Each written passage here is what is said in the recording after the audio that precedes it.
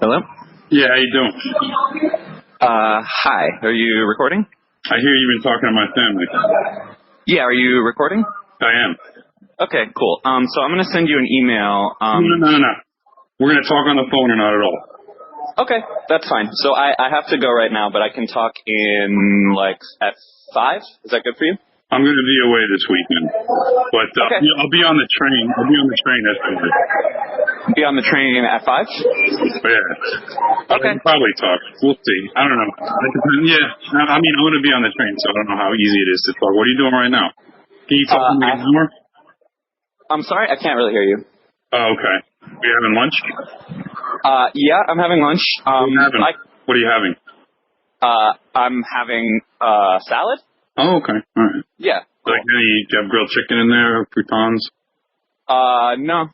Okay. Is it just, you remember that place, Just Salad? You ever go to that place? I always thought that was... I do. I like Chopped better. Oh, okay. But don't you think it's kind of an ironic name? Like, I always thought that was like a double play, right? To get the Swipples in. You know, it's just like socially and it's just a salad to get it. Right. Yeah, that's true. I never thought of that. Oh, you know?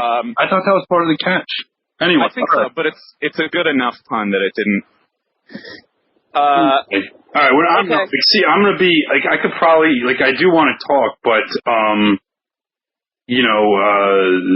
yeah, just that I am catching a train at 4 down to D.C., and so I'll be on, I think that's a crowded train, so I don't know how much I'll be able to talk on that train.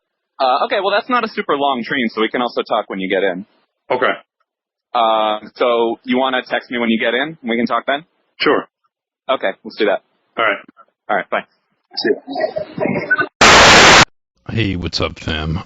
So this is a clip show of audio. I've been promising to do this for a little while and finally got my shit together to get it all out. This is a clip show of audio of calls that I've had with mainly Andrew Marantz of The New Yorker, who just did this piece on me, and some stuff with the fact checker from The New Yorker. And then tacked on at the end, I'll add this call with the CNN journalist I did just a couple days ago, just kind of for shits and giggles. The main purpose of this is not to sort of refute or push back on Marantz's story, because, you know, the story was basically my parents signaling how virtuous they are, and then, you know, some kind of attempt to figure out my psychological motivations or whatever. Now whatever, I don't care. There's nothing to really refute, but there is some interesting things that came up in conversation with Marantz, and also to show that I gave him kind of like a wealth of talking points, political analysis that all would have been very interesting for an article and possibly, you know, relevant to what he's doing, that he neglected to put in the piece in favor of just making it about, you know, I had allergies when I was a kid or something like that.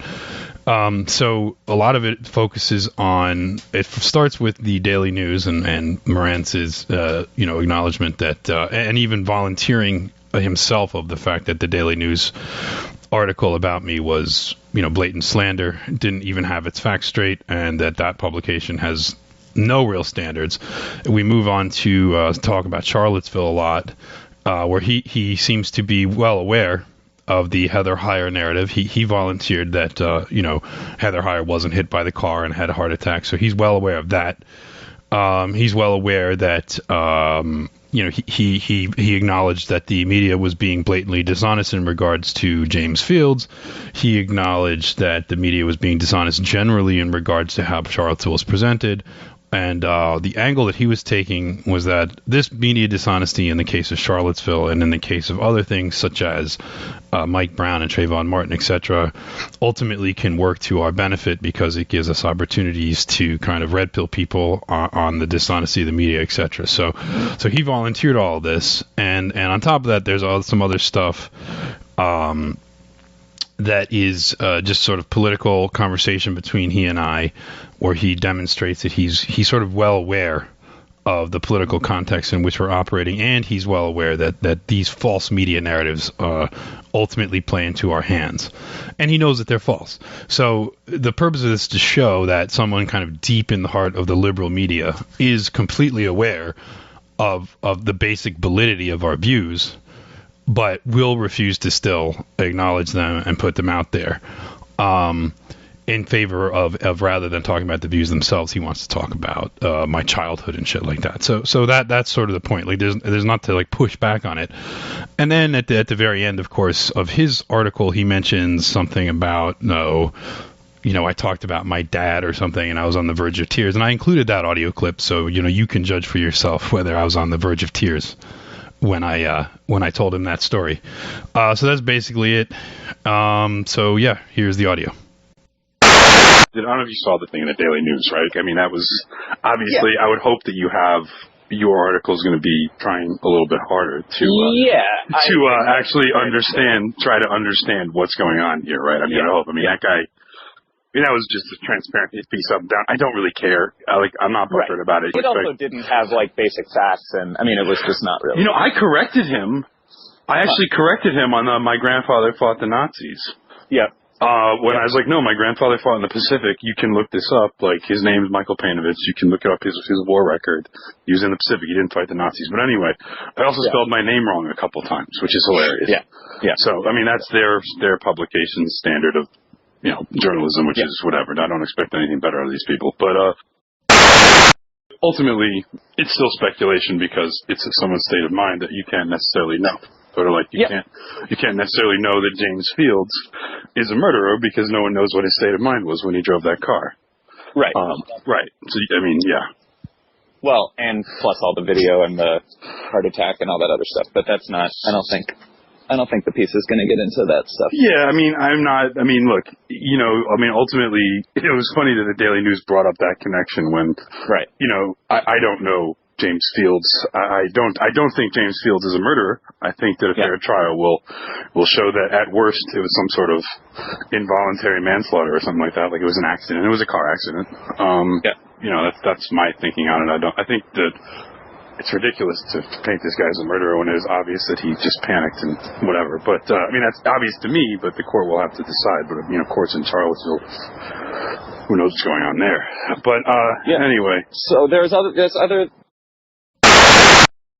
All right. I mean, I'm trusting you to be actually accurate and fair here. I mean, I know that you have your own opinion, and I know the New Yorker has a general opinion, and I've seen other things you've written before. So I'm not expecting you to be sympathetic to me, but I'm hoping that you'll at least be fair. Yeah, yes, I think that's an accurate. I mean, I think it's like, look, we can have disagreements that we've already talked about, but that, I'm not in the business of, I think to me what a smear is like either willfully ignoring facts or not being interested in facts or. Which is what the Daily News did. I mean, that guy was not interested in facts. Of course. Yeah. But he wasn't even trying. But I mean, like. Yeah, it's the Daily News, right? I mean, like, this guy's never worked for the New York Times, let's put it that way. Right. I mean, I think the fundamental thing you said about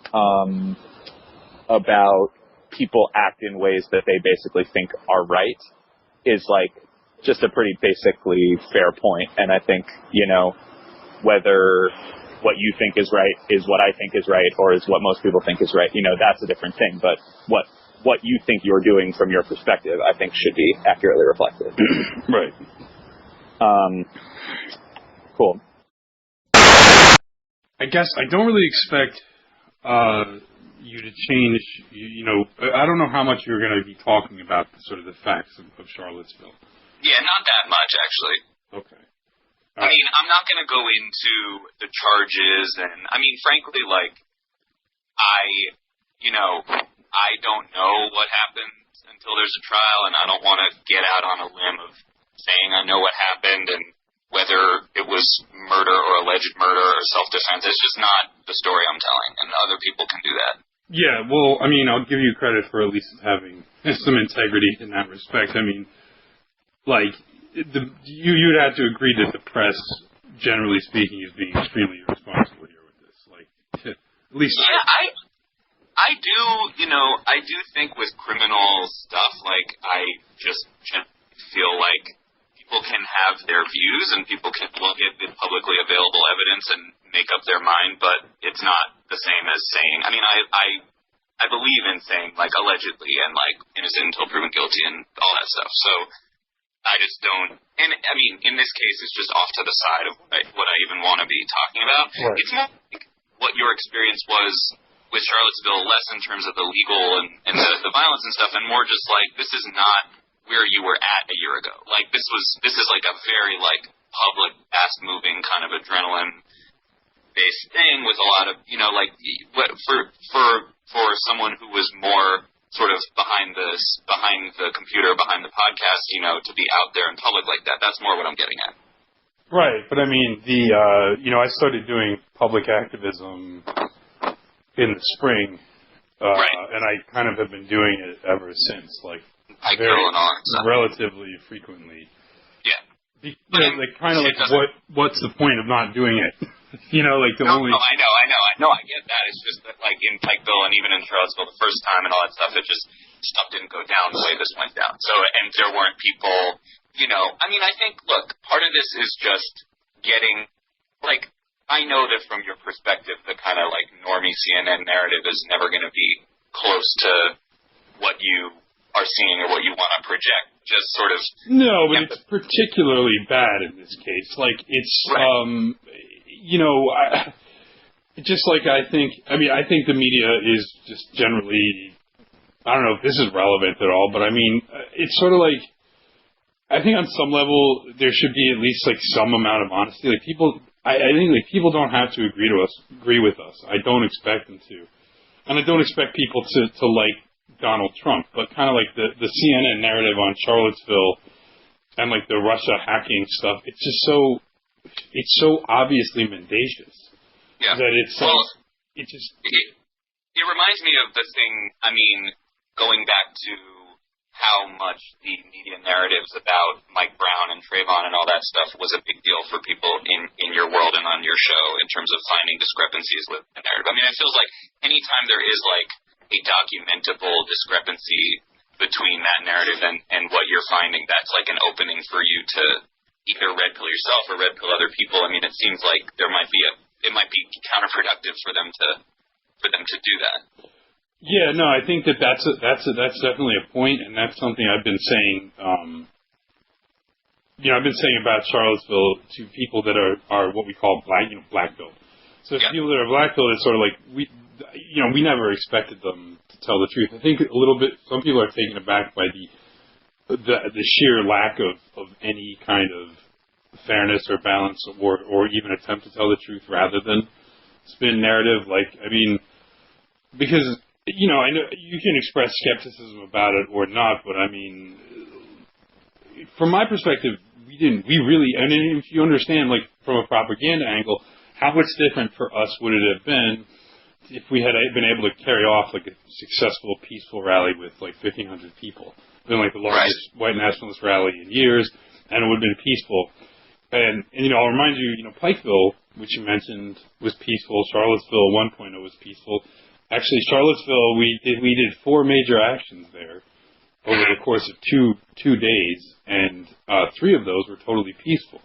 And so I think that given that, like, to say that we're the ones that started the violence is just, it's absurd, because we don't, I mean, you at least understand our agenda, and that, like, having a big violent breakdown like that didn't help us, right? And whereas for the left, it doesn't hurt them, like, and it's sort of like specifically Antifa's agenda. Which is there anyone on your side who feels like all press is good press and having this be out there actually helps us, even if it is kind of messy and violent or whatever? I don't think all press is good press. There might be some people that think that. That's not my opinion.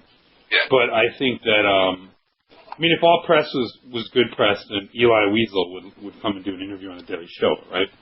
But you know, he won't. But well, he's dead. But but you get what I'm saying. Like, I mean, there's a reason why people avoid coming on our show. And I grant there's a stigma attached to it, but it's also, you know, on some level, people like Brendan O'Connor came on our show, and you know. Oh yeah, I gotta listen to that. He was unprepared. You know, I think like he was very unprepared for the arguments that we were throwing out there. Yeah. Which he acknowledged. So. Right. No, I don't think all press is good press, but I think in the end, the truth being the truth. Like, I think it's like I like when the press lies about Donald Trump all the time. because, and look, I get, like, not liking Trump, but, I mean, does anybody, I mean, I gotta ask, like, does anybody really believe, like, Russia hacking the election? Like, that's just so, it seems so absurd. It's like, it's like the reverse of kind of like the Mike Cernovich take on, like, Hillary Clinton, that she's, like, secretly in charge of the KKK or something. I mean, it's like that level of stupidity. Oh, does he go for that stuff? Oh, God. Dude, like, the one thing I'll say about those guys, is that, like, well, you don't have to agree with us. Like, at least, on some level, at least we're, like, based in some kind of reality. Like, I don't know. Like, I look at Mike Cernovich and Jack Posobiec, and I'm like, you're just liars. Like, they just lie. They just make shit up. Like, I swear to God, Jack Posobiec makes shit up. Like, he doesn't even... I'll give you a story. You want to hear a story about Mike Cernovich making stuff up? Mm-hmm. All right, so you remember the Hillary Goldman speeches, right? Yeah. The Goldman Sachs speeches. So, as a troll, when she wouldn't release the transcripts of them, I threw out there, along with a bunch of other people, this narrative on Twitter one day, which was like, maybe she didn't give any, maybe she won't release the transcripts because they don't exist. Maybe she just straight up got payments, you know, like payments from Goldman, and they pretended like there were speeches, but she never even bothered to give them, because why bother when they're just giving you, you know, $750K bribe? Yeah. Why bother and was even that showing just up? for fun, or to, like, muddy the waters, or just It was for to try to put pressure on them to release the transcripts. Yeah. Because I was pretty sure they existed, and I was pretty sure she embarrassed herself. I mean, why else wouldn't she release them? But I thought we would, you know, that I wasn't even saying it one way or the other. We were just like throwing it around, like tossing around. And it was like, it was partly to muddy the waters, but also to highlight the fact that, one, whether the speeches were given or not, these outrageous speaking fees are effectively bribes. Yeah. And two, you know, put pressure to actually release the transcript so we could see her, you know, telling Goldman everything they wanted to hear, which is pretty, you know, anti-working class, or should make the working class pretty pissed off. Mm-hmm. And Cernovich goes ahead, and he starts tweeting out, I have it on good authority from sources that there never was any speeches, that she just took those payments as bribes. And I was like, what possible sources? I just made that up this morning. Like, that was literally like a troll that I came up with this morning with my friends on Facebook. And so he just goes ahead and says, oh, I have good... So he just does that, right? Like, and... do you think that's because it got run through, like, poll or something, and he found it on poll, or do you think he was just, like, looking at you guys and just being like, oh... No, he picked it up somewhere. It might have gone through poll. It might have gone through something else. He picked it up somewhere. Yeah. And then he just started saying, I have it on good authority, sources tell me. Which is not what we were saying. We were just like, hey, Hillary, maybe the reason you're not releasing those speeches is because they don't even exist, because you just took bribes. I mean, effectively, those speeches were bribes anyway. I mean, that's pretty obvious. That, like, you know, when someone goes and gives a speech for $250,000, like an hour-long speech, it's like, all right, like, come on. Like, we all know what this is, right? So then were you, like, in touch with him at that point? I mean, No. The only time I was ever in touch with Cernovich was right after somebody had told him who I was. Some mutual acquaintance had told him my real identity when it was still hidden. And when he was calling Richard like an FBI agent, and I was trolling him real hard on Twitter, he then posted a picture of me and my ex-wife. And he just posted it? He just posted it. He just tweeted it out. I don't know if you ever saw this. He tweeted it out and he said, how far do you want to take this war? I'm prepared to take, you know, with all this, like, you know, this fucking kind of like highfalutin, kind of like blood-curdling rhetoric, like, I'll take this war all the way, you know what I mean? Like, absurd bullshit, like absurd. Based on what? What was he responding to? He was responding to me calling him like a phony, a shill, a coward, because of you know, one, not defending Richard during Hellgate, and then like just calling him an FBI agent. I mean, that's also how I know he's full of shit. Like he says that Richard is like an FBI plant. He doesn't believe Richard's an FBI plant. Right. I mean, he says shit he doesn't believe all the time in order to pursue his own agenda. Well, and wasn't he like being okay with Richard during, like, inauguration weekend and helping him out when he got punched and all that He stuff? wasn't, no. Helping him out when he got punched. Did he say that? I heard that from someone. I forget who, actually. No. He was nowhere near Richard when he got punched. Were you there?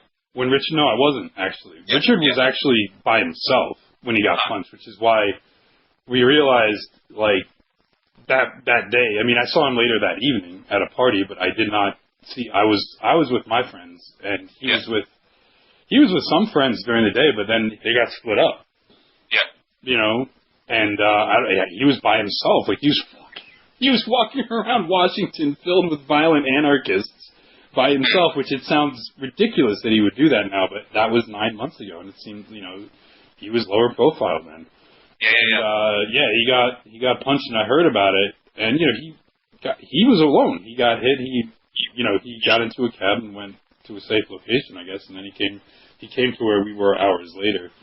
He looked okay. He didn't even have a black eye. I mean, he wasn't, like, he was really pushed more than punched, but, yeah, but it still shows okay, we need to change our security. Yeah, no, absolutely, because I was like, because the other thing is sort of like, I mean, the thing that, you know, Bake Alaska had, this is another thing, Bake Alaska had, you know, bleach thrown in his eyes. Yeah. And he is still recovering his sight. Luckily, he's going to make a full recovery, but he could have easily lost, you know, full or partial vision or something like that. Yeah. And I think it's interesting that the media took no interest in that either. It is. I mean, it's like I think that's true, but I also, you know, between you and me, you can go off the record for this, but, like, Big Alaska makes shit up, too. Like, there are people on both alt-right and alt-right who are, like, you know, fast and loose with the truth, and, like, part of that is just who's on your team. There's people that are fast and loose with the truth, there's people that use very generous narratives that are very generous to their side, but, I mean, Baked Alaska was not lying when he said... No, not about that. I mean, Baked Alaska has not been, you know... He's not... I think Baked Alaska his heart is kind of in the right place, but he's a very fallible person. Like, I think Peinovich is, like, mendacious. Uh-huh. You know what I mean? Like, he lies on purpose, and he knows that he's lying. And you think he's in it just for, like, money, self-aggrandizement, etc. Yeah. I don't know what Peinovic's agenda is. I mean, I've heard all kinds of stuff about him, but I have no idea. Yeah. And you know, Laura Loomer, you know, doxed my mother. And when I texted her to say, like, look, you know, again, like, what I think is a reasonable thing to say was, like, look, I know you don't agree with me, but, you know, leave my mother alone. She's not, you know. And she then responded with this, you know what she said to me? She said something along the lines of, like, if you can bring Heather Heyer back to life, I'll remove the tweet about your mom. Okay. And I'm like, okay, like, what the hell are you... Like, what the... Yeah. Like, what... You know what I mean? Like, this is the... And I don't know. Like, is she that stupid? Or is she that... I don't know, because I feel like if she's stupid... Like, if she's not... I mean, I feel like if she was being... Like, she has to, on some level, believe in that? I don't know. It's crazy, right? Like, it doesn't make sense. Well, there's different levels. There's, like... there's, like, a sliding scale of, like... Alex Jonesiness, and, like, it's hard to know. Chris Cantwell is calling me from jail. Oh, go Can we ahead. pick this up in, like, 20 minutes or a half hour? Yeah, cool. All right, thanks. Later. Okay, yeah. Hey, what's up? Hey, how's it going? Sorry about that. Yeah, you know, when he calls, I got to take the call because he... Yeah. He can only call out. Is he going to be in there for, like, till the trial? Well, what happens is he's got a preliminary hearing, which they pushed back, which you can't tell me that's not fucking punitive. Like, I mean, come on. Like, I think that there's two schools of thought here. One is that, you know, they're just, that they are just being just capricious. Well, they're being capricious, right? That's pretty obvious. And, because of the public attention and whatever. Well, also because I think that, you know, Charlottesville, I mean, I think, like, let's be honest, Charlottesville is run by people with a certain political point of view. And, you know, they actually they obviously think it's legitimate to deny someone basic rights, in pursuit of what I see as just vengeance. I mean, you know, he was granted bond and then there was appealed and he was just denied bond. And what's the point of, like, I don't, like, you know, in an appeal, like, the idea is you don't just get to appeal because you don't like the decision. Yeah. You know, you appeal because like a matter of procedure was broken, or there was some issue, Right. but they didn't even allege that. They're just like, oh, we don't like this, we'll go to another. They just judge shopped. I mean, what's the point of a system at that point? Right. Yeah, no, I get it. But I mean, this is the only thing I was trying to ask you about Charlottesville before, not to get into too much of a thing about it, but just like, there was so many different schools converging, and actually Cantwell, just because I know from, having listened to and read his stuff, he's more of a your style thing than people would realize, like going through the whole libertarian phase and reading a bunch of stuff and whatever. Like he sort of does more of the intellectual thing than I think people would realize. But but stylistically, the fact that there were people there who were running around yelling and being really angry and like, like my daddy was a Confederate and I'm a Confederate and whatever, like there was a kind of like big tent kind of a thing going on, which happens whenever you have a big event. But I think that gets conflated in the public imagination and people just go, oh, everyone who was there had a swastika flag, or everyone who was there was really angry or throwing things or whatever. Like, I mean, even taking violence out of it, just the stylistic things of whether, you want to do it in a more kind of calm discoursey way, you want to do it in a more like angry way, like that's more the stylistic difference is more what I was getting at. Right. I mean, there are, like, I don't deny that there's different, it's obviously public knowledge. Like, there's different sort of mini factions. I don't want to put too much emphasis on the word faction because that implies sort of strife. There's different, I guess, schools. There's different, like there's TRS, there's Identity Europa, there's League of the South, there's trad workers, and these groups have kind of different approaches. Certainly, like League of the South and trad worker tend to be more militant. But I mean, I'm not sure what the point is. It's like, like there are different people with different styles. And as far as people yelling in anger, I mean, you should have seen the yelling in anger coming from the left. I know that. So that's where you can always go because the, Antifa just make that a counter argument that's always available to you. I'm just more saying, like, personally from where you sit, were you like, not that I want you to disavow or countersignal, but just that, like, you weren't raised in that way. You didn't come from like, oh, I have, it's like the thing you were saying before about having hate in your heart versus being like standing up for yourself. Like, there were probably people there who were more on the hate side and less on the standing up for ourselves side. I don't know. I mean, that's me. I mean, maybe, but if somebody is yelling, my daddy was a Confederate, like that's standing up for themselves. Like, I understand that that's not interpreted as such. And look, oftentimes, when standing up for themselves, you get really pissed off. I mean, sure, like I'm not the guy that goes out and yells, nigger, right? Like I don't do that, right? Yeah. But somebody does, like okay, whatever. That guy, maybe he's got a reason. Maybe he's pissed off. So I don't know where to go with this question other than saying, yes, there are people that have different styles and different approaches, but if people get really pissed off, I'm really pissed off. So like, so yeah, and I saw, and I know I could always defer to, the two Quoque or like they do it too or whatever, but yeah, I mean, I'm just not sure. I guess I don't really see the point. Like, what are you trying to? I don't understand because I'm just saying, like, there are different groups with different. I mean, it's like there are, to do the other side thing. There are people on the left who would go, well, I disavow those people. Anyone who is violent, they have nothing to do with me, and, we might agree on certain political things, but we don't agree tactically, and blah, blah, blah. So that, there's just different ways to approach, like, the solidarity thing. You could be in solidarity with their message without being, but not their tactics or whatever. Right, okay, but I mean, I certainly, well, one thing I'm not going to agree to is that anybody on our side was violent in terms of initiating it. Like, and we talked about, I was texting you about, like, DeAndre Harris, and you mentioned the incident in the parking garage. And I'm being, like, perfectly honest when I say, like, I legitimately don't know that those guys were the ones that were filmed in that incident. Like, I'm not trying to cover anybody's ass. Like, I legitimately don't know those guys. Yeah. And, however, I do think that if you honestly examine that video, first of all, I don't know if you have seen the video of DeAndre attacking the man with the flashlight. Yeah, I have. Okay, and you would acknowledge that that's an assault, right? Like, I mean, and that clearly happened before because, you know, they were outside the video footage is outside the parking garage, and what I would say is exactly what I would say about the other thing, which is I don't know until the things get sorted out. Sure, but okay, we don't know, but you acknowledge that this video of him hitting somebody seemingly unprovoked exists. Yeah, and there's video of the car getting hit with the bats and all that stuff. That's why I'm not, it's not up to me to do the forensic analysis. Sure. No, I understand. But I mean, you understand, like, if you look at like Hunter Wallace's site, and I'm sure you're familiar with it being that you study the alt-right.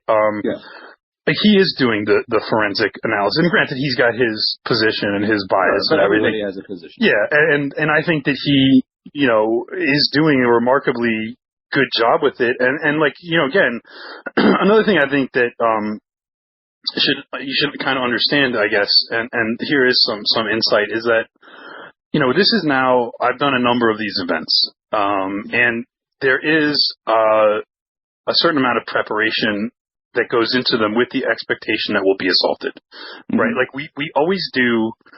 Like we have security plans, there are people that do logistics, there's people that plan routes, there's people that plan different things. Now, of course, a lot of these guys are actual literal, like, military experience, so they have experience with this kind of stuff, and granted, it's a different kind of a thing, but, anybody that's military will say, that the plan never survives first contact and all that, whatever. But, we go into, like, there's a reason why people were carrying shields. So people are like, well, why did everybody come looking like they were ready for a battle? And it's like, well, because we know that when we go out in public to speak our mind, we get attacked. So there's a certain amount, and there's a certain amount of training, regimentation, and it's not like, and that training is not like combat training, like in the military, like to kill the enemy. It's training around how to legally defend yourself. And like, and so this is why I find the narrative that the media is running with, and the narrative around DeAndre Harris to be so absurd, because, I see a man attack, I see one guy pull a guy's flag to kind of pull him into a trap where there's one guy who's there brandishing a bat, and one guy who hits him with what appears to be a flashlight or a club of some sort. And then after that, I see men break that up, knock down the aggressor, and then when he's down, they hold each other back, and they're like, all right, he's down, let him up, and they're like, get out of here. So it seems to me that this is a group that has trained and has prepared for exactly the scenario where someone is going to assault them, and are really making sure that they don't go further than the law allows in terms of self-defense. I mean, that's what I saw, and I know that that's what these groups literally prepare for. I've been there in meetings when people are preparing and are lecturing, and we have guys, some of whom are ex-military, some of whom are ex-law enforcement, that like brief people on what the law is and tell you, like, you can do this, like, like at one, we know we're going to get assaulted, right? You know as well as I do that we are going to get assaulted illegally, right? I mean, come on, like, that Antifa, that this, and they announce this on their own websites. Like, they are the ones that say, we are going to shut it down. Well, how do you shut it down? Right. You shut it down with violence, right? And do you? I mean, this is a tangent, but are you of the belief that Antifa was the ones who doxed you? Probably. I mean, I don't really know. I mean, my opinion is that the piece that came up on. Well, let me just. Okay. Do you understand Do you understand the point I'm making? That, like, of course, we go into these things knowing a couple of things. One, it's better for us if there's no violence, we get our message out. And two, we know that Antifa will attempt to cause violence. And three, we also know that the system's not going to be fair to us. Like, we are all well aware of these three things. And so in pre-event briefings and meetings that we have guys that are professionals essentially in this, that brief people and train people on how to behave themselves in that exact situation to minimize this risk. So given that, like, I find the idea that we then went in and just like willy-nilly caused violence. Yeah, somebody's yelling, somebody's angry, maybe somebody says nigger. Like, I don't know. I mean, I know that's incredibly offensive to most people. It doesn't really bother me. Yeah. And just like, I just find it absurd that it's like that we then get portrayed this way, and that situation at that parking garage is portrayed that way, particularly because I know that group in particular trains in this way. Yeah, got it. And so, like, if that's the case, I mean, it's like, I know obviously emotions run high and somebody yells something. I mean, we were getting called all kinds of things. I mean, I was pepper sprayed. I just walking down the street, walking up to somebody and pepper spraying them in the face unprovoked is a crime. It's assault. It's basically, what are they charging Camel with? Illegal use of gas. Yeah. Or something, or caustic agent or whatever. I mean, Baker Alaska had bleach thrown in his face. Yeah. So, yeah, like, I know that you want to be, I know that I know you're not focusing on this as part of your story, but, no, I get it. I really if I had to guess in the story, look, I get the frustration and I get the general, I mean, this is not a new thing that you, and I mean, people in your thing, but particularly you, will look at footage or look at a primary source and go like, oh, well, that's not what I see. And that there will be a narrative that, I was listening to you guys, talking about 9/11 and the varying, disputes and, you buy this theory, but not that theory. Like, looking at primary sources and deciding things for yourself is something that I think you are more well practiced in, certainly than the average, like, passive media consumer. And so I get that as just a general source of frustration of like, why won't people look for themselves? Well, it's not even why would they look for themselves. I mean, they're actively being lied to. Yeah. Right, like the media is presenting a certain narrative, and they have an agenda, and they won't present the truth. Like, how long did it take to come out that Heather Heyer wasn't even, or at least it appears that she she definitely had a heart attack. We know that. Mm-hmm. The question is, was she ever even hit by the car? There's some people that say, she wasn't hit at all, and some people are like, well, maybe she was like brushed by the car, like on the side or something. One thing we know for sure, she wasn't directly struck by the car. And then the media had kind of passively allowed people to think that woman in the green tank top was her. The woman lying on the hood of the car was her for a long time, when they kind of knew that it wasn't. I mean, any reporter that knew what Heather Heyer looked like on that day and was wearing on that day could have right away said, like, hey, wait, hold up, that woman lying across the hood of the car is not her. Like, I was under the impression that was her for like several weeks until I actually looked at Hunter's site, and I was like, wait, holy shit.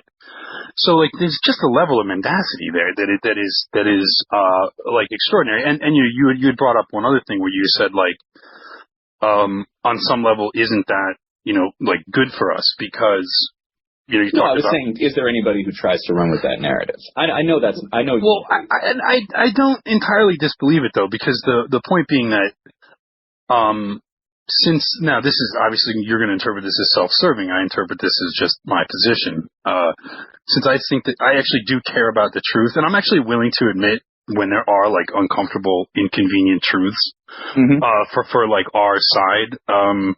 Like, you don't believe the attacks I get for saying I basically believe, I believe that that those planes were flown by Saudi hijackers. Like, I get people that, like, call me a shill for saying that, but, like, I'm sorry, like, that's what I think. Right? And like, I'm not just going to go down the rabbit hole of some theory that doesn't really have a lot of it really doesn't have anything backing it. Right? Like, and obviously, holograms and that's all it's retarded, right? It's just stupid. Like, or I think there might even be people that are promoting that are just fucking shills that are just like obviously trying to make people look stupid. But whatever. So yeah, I mean, I'm willing to do that, but it's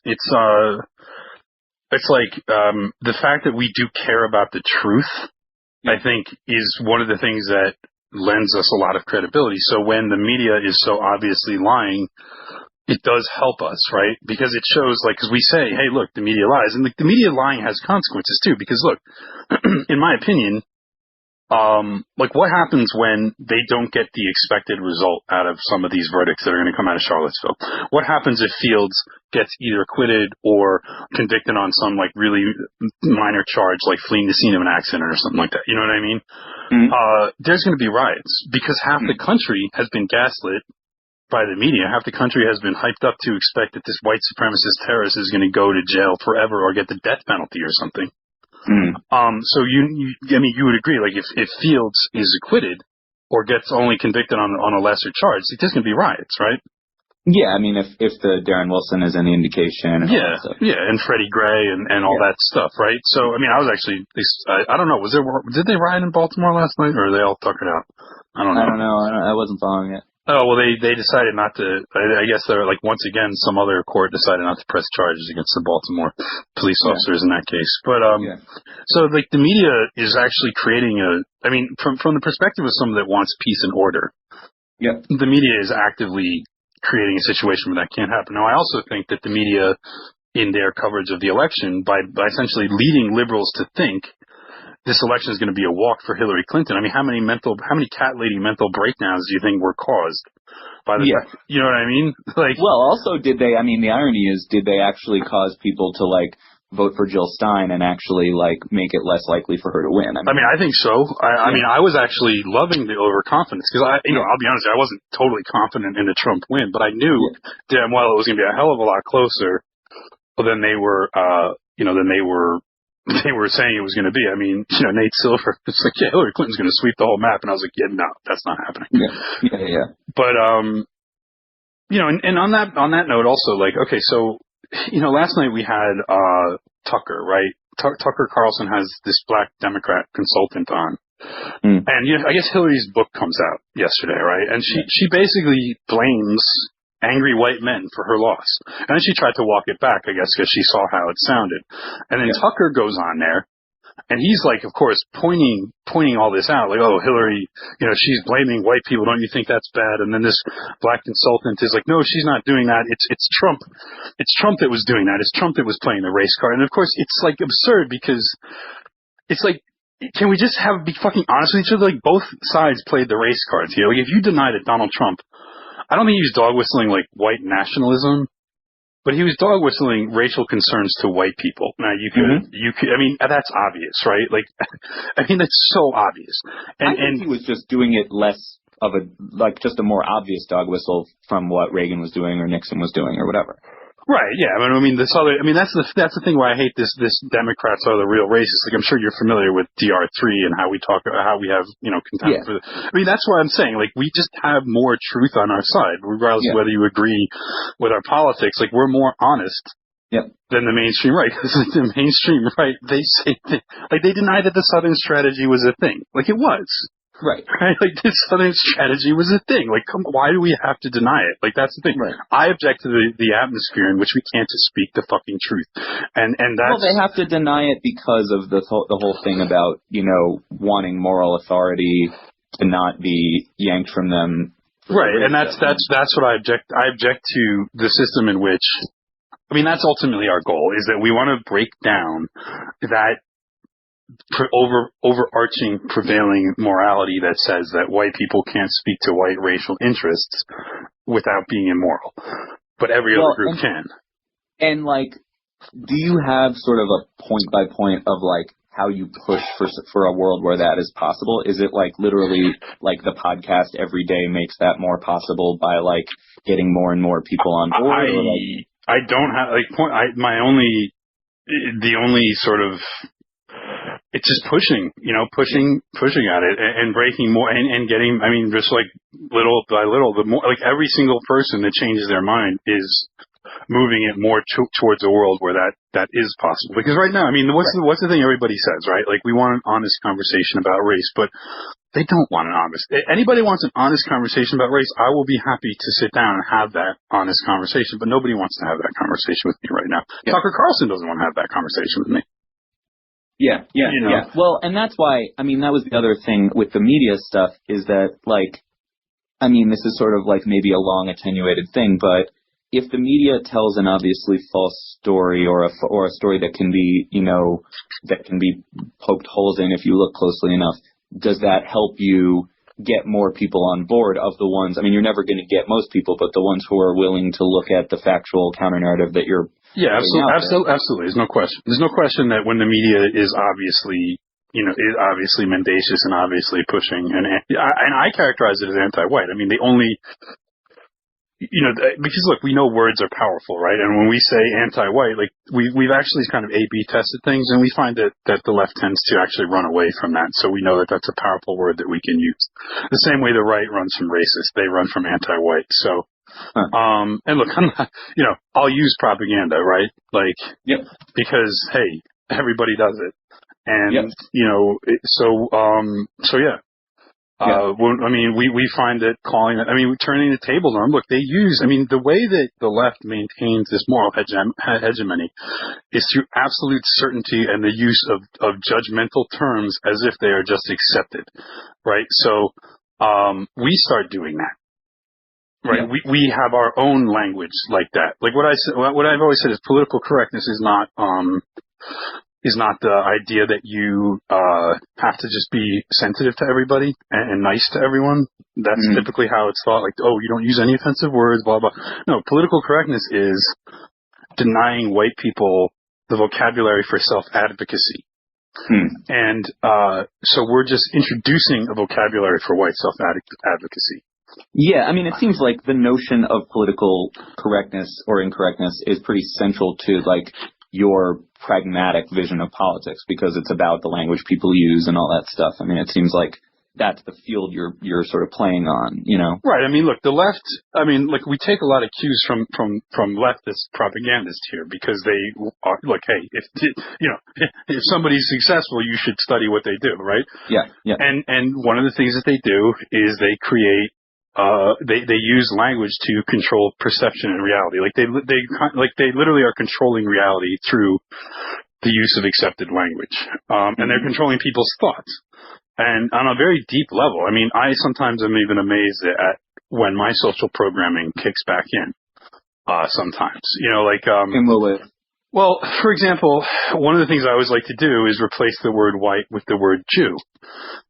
In almost anything, where you see, when you see things like yesterday, we were trolling this Jewish guy on Twitter who says, like, he literally did the fellow white people, and fellow white, that's a meme, right? And this is another one of the ways that that's like memeing Jews that say, dear fellow white people, and then go on to say a bunch of anti-white things. Like that's kind of like our antibody against this way of this breakdown of our self-identity. So he was saying, like, dear fellow straight white men, all of us are racist, all of us are sexist. We ought to sit down and do the work or something. And it's like, dude, all right. So I just turned around and I'm like, all right, well, all Jews are racist because all Jews are citizens of a racial ethno-state that is, displacing an indigenous population, right? Like all of you are. So what are you doing to dismantle your privilege as a Jew, right? And that has, they think about somebody saying that and just the effect that it has on how you think versus like, well, it's acceptable to say like, oh yeah, it's not totally acceptable. It pisses a lot of people off, but you're not going to lose your job. You certainly, and the more kind of elite thought leader people are the type of people that do this, where they'll say like, oh, all white men are racist. It's not a conscious thing. It's like a structural thing and all this crap, right? Yeah. And what does that tie into your social programming? Well, what I'm saying is when you take that and you replace white with Jew, you get like a significant different feeling from it, right? Like when I say if someone's attacking white privilege, I'm like, well, let's look at Jewish privilege. Now I think objectively you can say that Jews are the most privileged group in the world. Objectively, just look at the wealth, look at the fact they have their own country that is massively subsidized by the United States, protected, military policy, war policy, all this stuff. It's like they're obviously the most privileged people on planet Earth. And yet there's something in people's consciousness because of how they have been socially programmed, with, the Holocaust and Anne Frank and everything, all the World War II movies and, Schindler's List and everything going back to your childhood.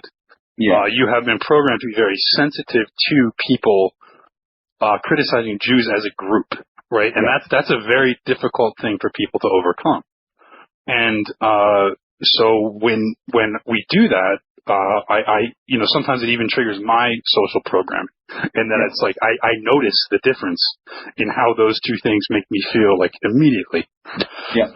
But that's exactly the programming we're trying to overcome in people. Right. Totally. Well, that's exactly. That overcoming of programming is an interesting thing. It's a thing I was bringing up sort of last time when you were saying, the HBD stuff was easy for you to accept, which I believe, but there must But like that only means that you had been breaking down that programming so that it was easier for you to accept. Like in other words, there must have been some time in your life when you would have been like self-attacking and being like, no, if I think that, that's racist. Unless you just never had that for whatever reason. Typically, I'll be honest with you. Typically, it's not that I never had it. It's that when I was a leftist, I did use race cynically, and I wasn't a leftist for very long. But I remember kind of being disappointed in the fact that I honestly couldn't characterize George W. Bush as a racist. Because I don't think he was. You know, like I really genuinely don't think that George W. Bush was racist. And I remember I thought it was hilarious when Kanye West said, oh, you know, George Bush doesn't care about black people. Like that was funny. Yeah. But I also was like, that's stupid. Like George Bush is obviously not racist. Now maybe he's not overly concerned. But you know, to Kanye West is black and he, you know, views things differently because of that. Like he sees race fundamentally, like he sees white sort of treating, he sees a white person, I mean, this is my guess, I don't know, I can't be in the guy's head, but my guess is that he would see somebody like saying, oh, well, we need to help both white people and black people as like being somehow racist because black people need more consideration because history or whatever, right? Yeah. Now that would be my guess. I don't know, but yeah, I mean, it's a particularly hard head to get into, but he's him particularly because you know, he's obviously insane. But like, you know, there's plenty of sane people that have the same kind of thing. Yeah, well, and also the Celine Dion stuff is particularly amazing. I hadn't heard that before. You never heard that? I mean, that was pretty funny. That was insane. Yeah, you got to give us some credit for that. Like that was fucking hilarious. Yeah.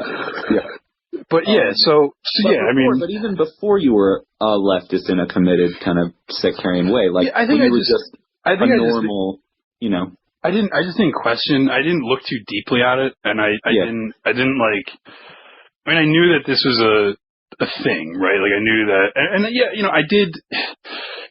I guess part of why I stopped being a leftist was because I noticed that I was using race like cynically, and I just didn't buy. Like I didn't actually see, you know, like if when they were saying like George Bush's racist war on Iraq, I was like, that's kind of like the last motivation for this. Yeah, like, I don't see the war on Iraq as being like a white supremacist desire to like kill Arabs. Now, certainly, I think that when it came to U.S. troops, who at that time, you know, most of the combat arms, and even today, most of the actual combat troops are white and Southern.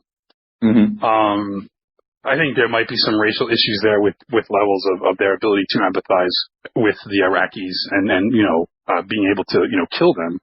And, you know, I've spoken to guys, a lot of ex-military guys are in the alt-right, and a lot of them have killed Arabs. And it's not like it's not like it's easy, you know, like anyone that's actually done it won't be casual about it. You know, they're like, anybody that says that it's fun to shoot people is insane.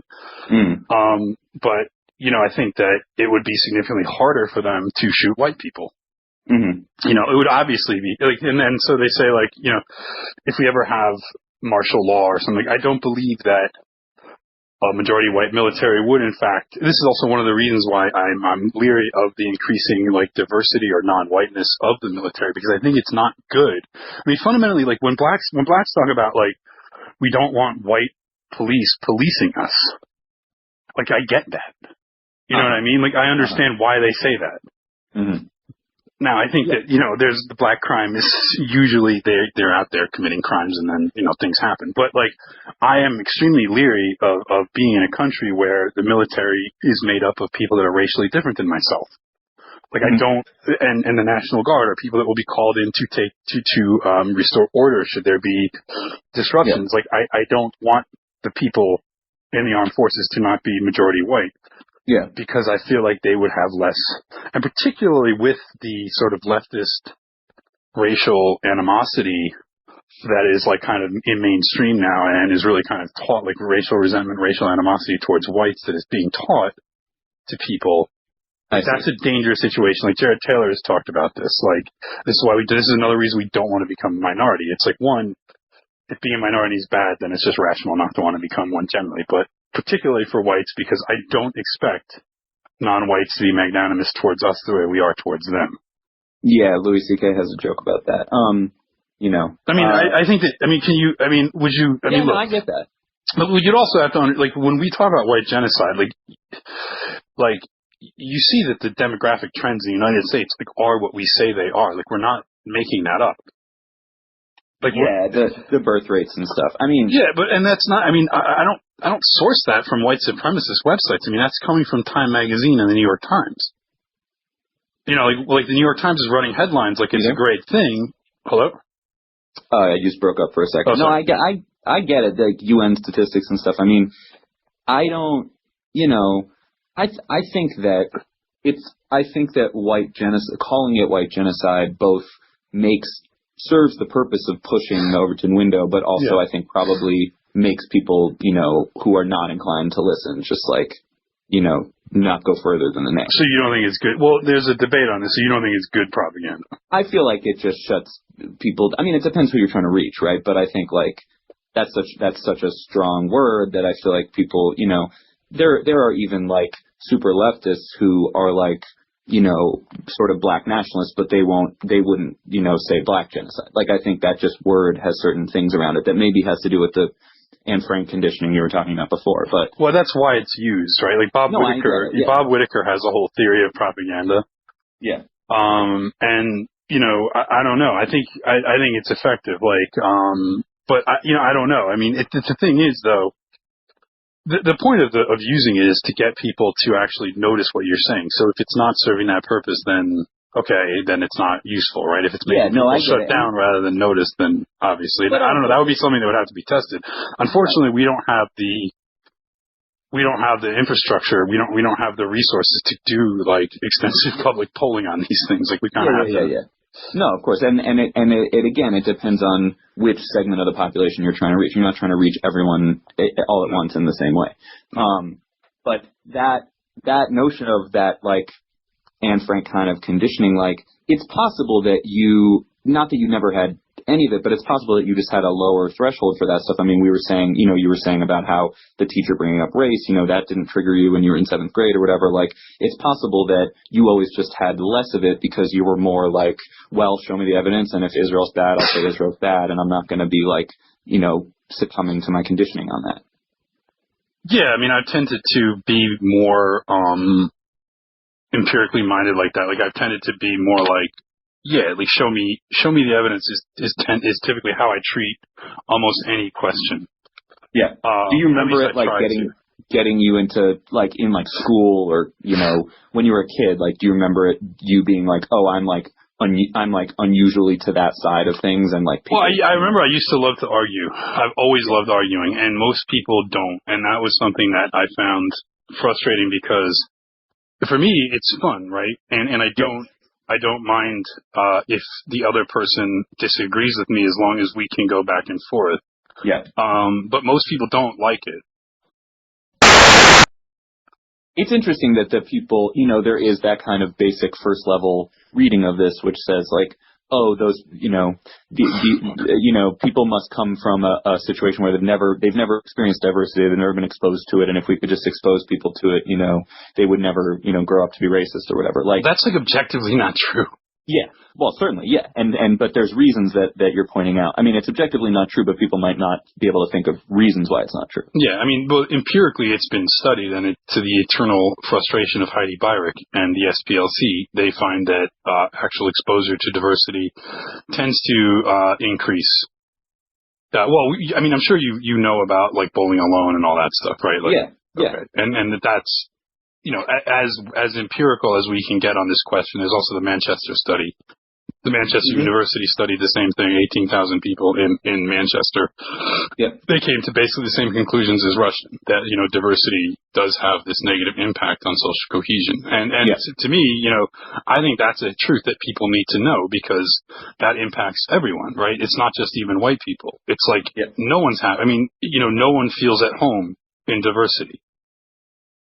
And that's a real important, like the idea of feeling at home, I think is important, right? And I probably, in some sense, I would feel very much at home in a kind of bougie middle-class waspy existence at like an Episcopal church. Like I would feel at home there because that's where I came from. But those people that come from that environment are like willfully letting themselves be destroyed. And I think that is very sad. Like I think it's sad that community that I was a part of has not carried itself forward, has not procreated itself and created another generation of that, because it was a very nice existence. And it's a tragedy that is now wiped out. It's literally wiped out. It has been racially cleansed. Yeah, like it has been replaced literally with black people. Yeah, what I'm thinking now, this is like, I don't know if this could be interesting if you wanted to send me emails of the people who were trying to like reach you and be like, I made a donation in your name and like come back to the fold, and what you wasn't there someone from like church, or wasn't there like somebody, but I don't know who it was. Somebody from church did, but they didn't reveal their identity. Because I just want to know what talking points they use and how far they can carry the conversation before they stop responding.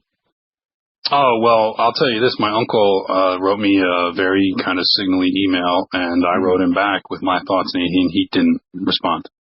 So he obviously didn't want a conversation. What was his, it was just like, we love you. It was like, no, he didn't even say we love you. Like, he just said, like, for the sake of our family's good name, like, stop associations with these horrible groups and all this stuff.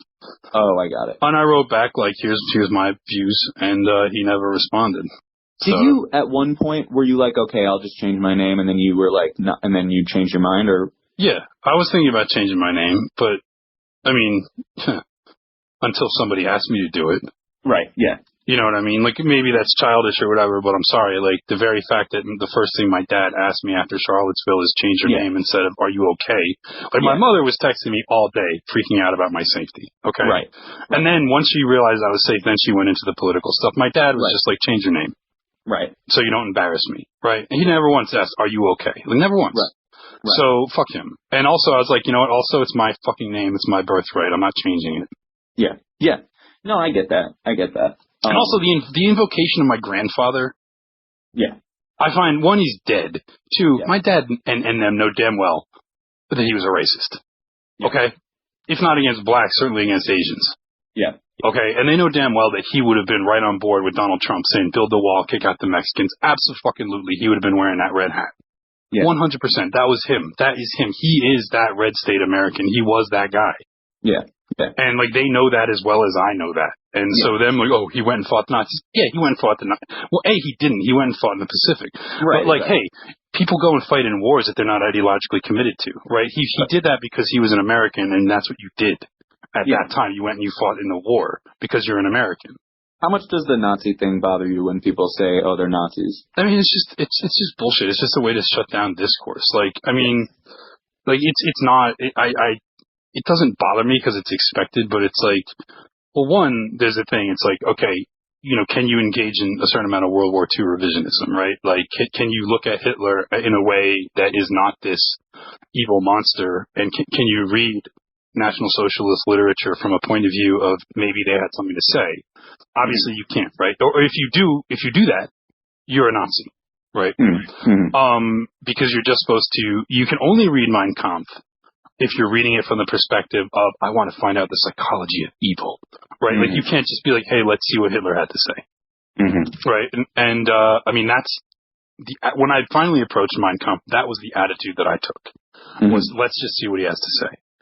And I'll be honest, like, I was impressed with the book. Like, the guy knows a lot about psychology and history, and also very well knows how to, like, do a political movement. Well, there was definitely a time when you would have been counter-signaling that and being like... Yeah, absolutely, because the programming is just so strong. Like, I don't accept the label of Nazi, and I understand that but it's like, okay, I mean, I'm not saying...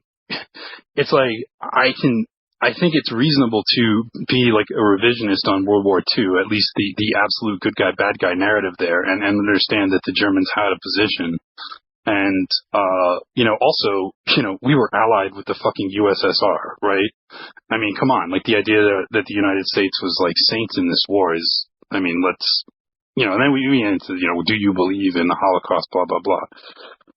Obviously, I don't believe in the gas chamber story. I think that there's very good reason to doubt that story. We don't have to get into it. But these are the kinds of things that the unfortunate thing is, like, I think that's a legitimate debate. I think, like, hey, are we being told lies? Like, and look, I'd be willing to be proven wrong, but nobody will have the discussion. To even say, like, this gas chamber story, like, I don't know, there's some holes here, like, and why are there so many people that, like, survived these supposed death camps for years and years? Why did Anne Frank died of typhus? She didn't die of gas, right? And why did they just gas her in Holland? Why did they move her all the way to Poland and then let her, then she caught a disease at the time when everybody was getting disease because the supply lines were cut off, blah, blah, blah. Like, we could go into all this shit, right? But, like, why is this just off the table? And so me, as being the guy that likes to push the envelope, have these arguments, I see that should be on the table. Now, that makes me a Nazi, right? Or it does, at least in the popular imagination. Now, that's just an accusation that's used to shut down debate. They did it. David Irving is certainly not a Nazi, but he gets accused of it because he's a skeptic, because he's a revisionist.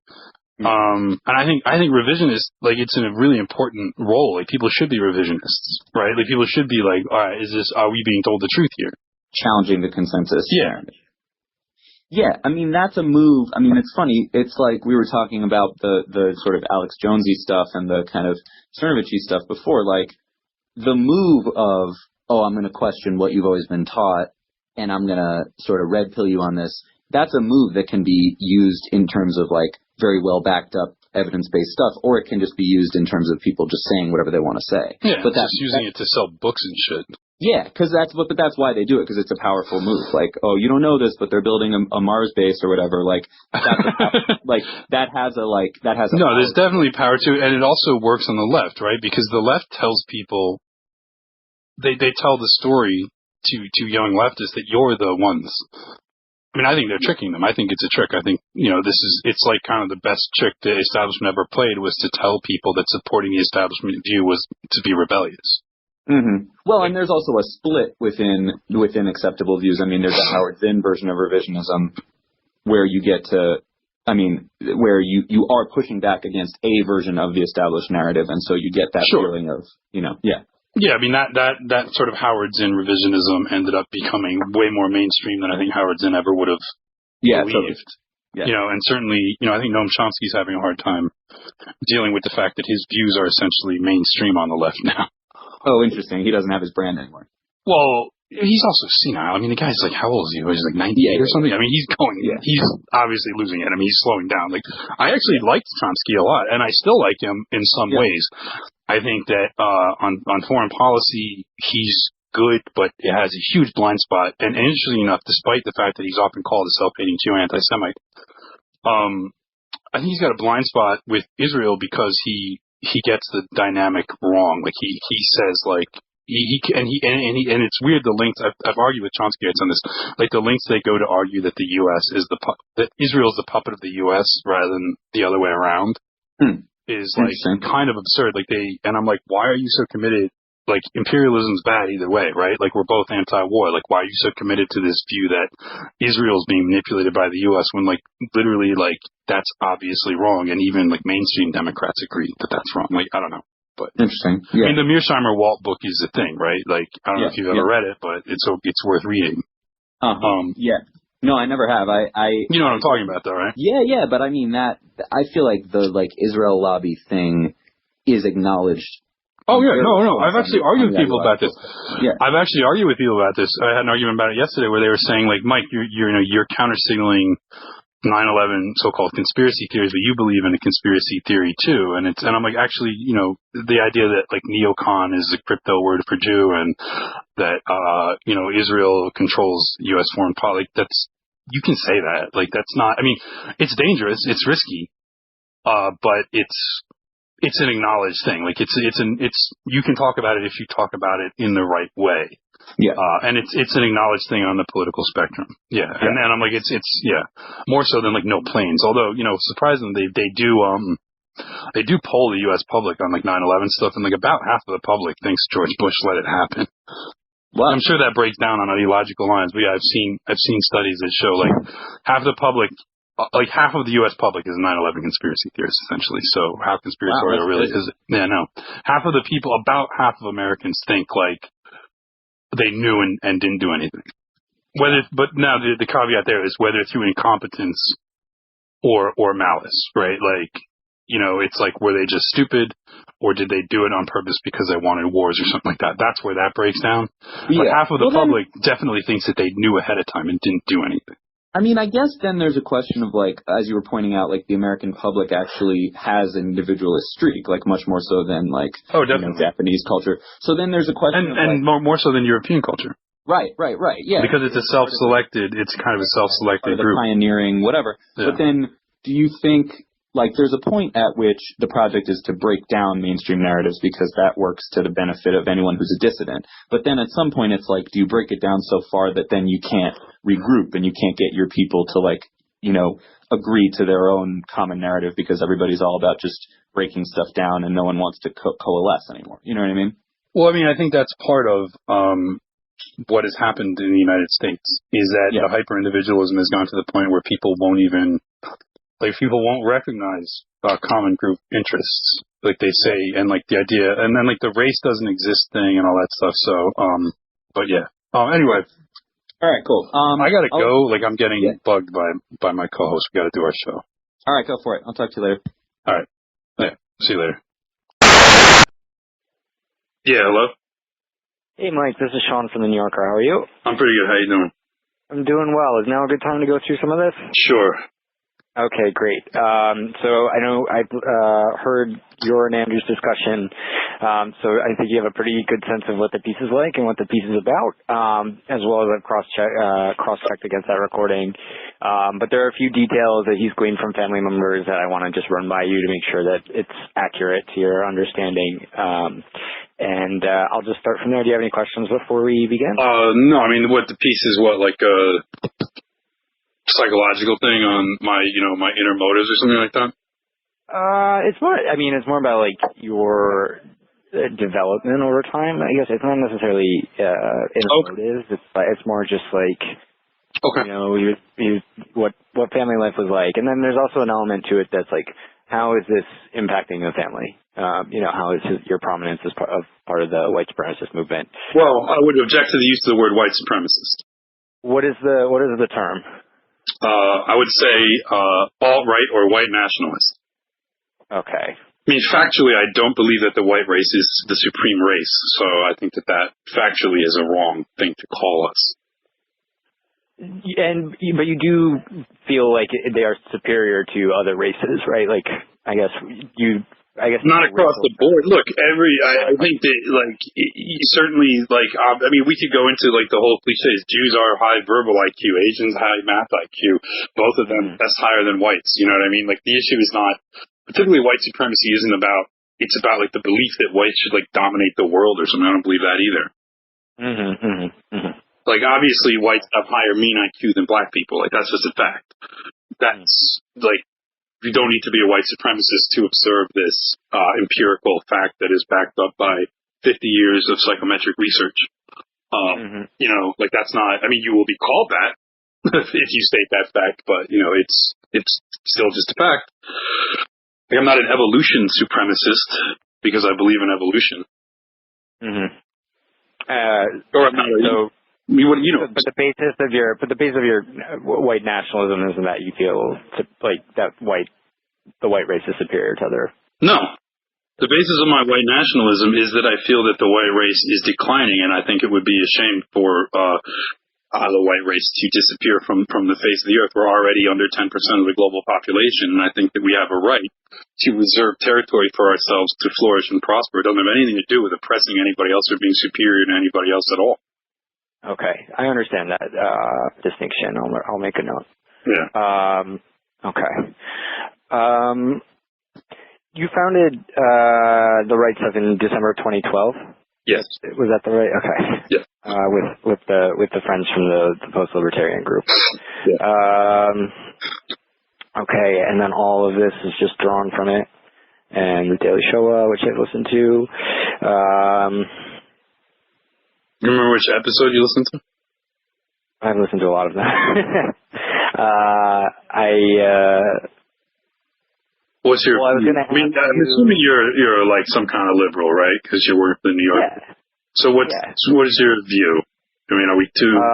I mean, I aesthetically saw the connection to the Opie and Anthony stuff like immediately, and that type of radio, and I just like that was what I was really struck by originally, and then I also just think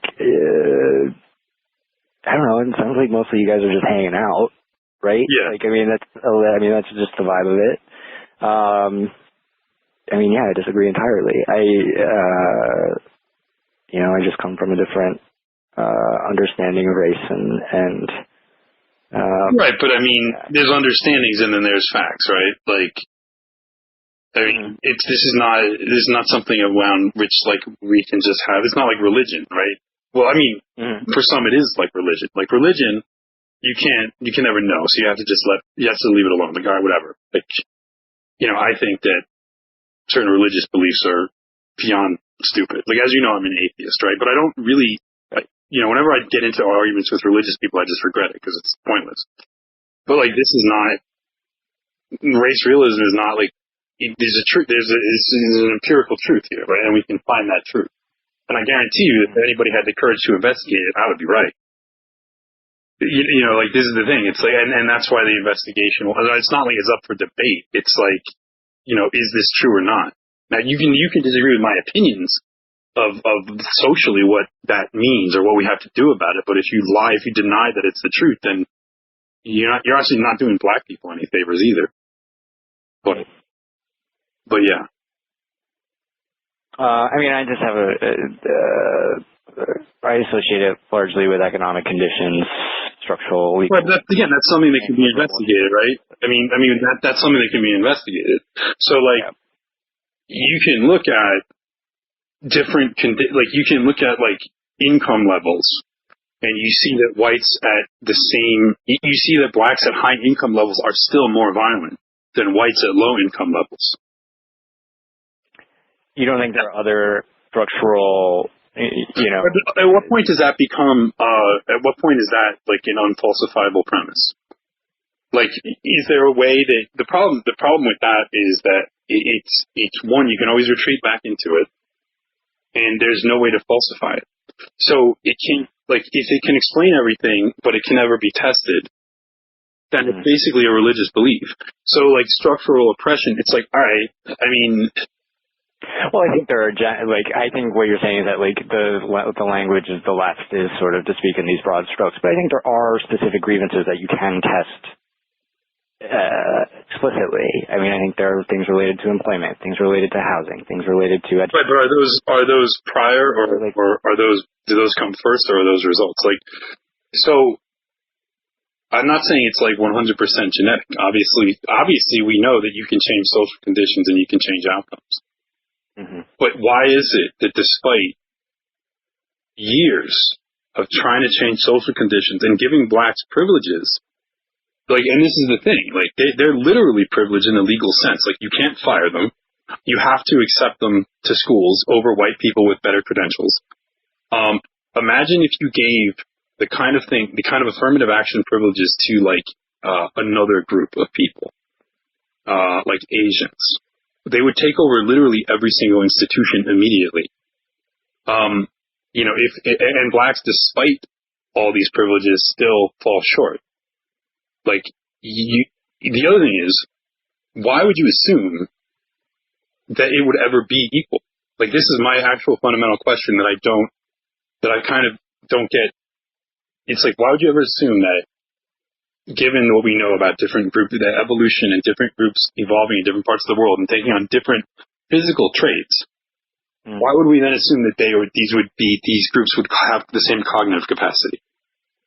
Particularly given their different lifestyles in the different places where they live. Whereas in Europe, you have winters, you have to do agriculture, plan ahead, store crops, and in Africa, you have nature-given resources, and you can be a hunter-gatherer year-round, so you don't have to develop the cognitive capacity for planning and things like that. Like, I just don't, like, why would the assumption be that there is this equality that we just haven't gotten to yet because of all these structural problems? Like, it seems like this is a massive retcon. You know what I mean by retcon? Like, retroactively. Yeah. It's like, and it can always explain it, right? Because if you never can get to that point of equality, you can always say, well, there's still some other structural issue. We just haven't figured out what it is yet. And it's like, why don't we actually just go with what we can test and know? Mm-hmm. And you don't think that you can test and know those social elements? I think you can. I don't think you can ever do it perfectly.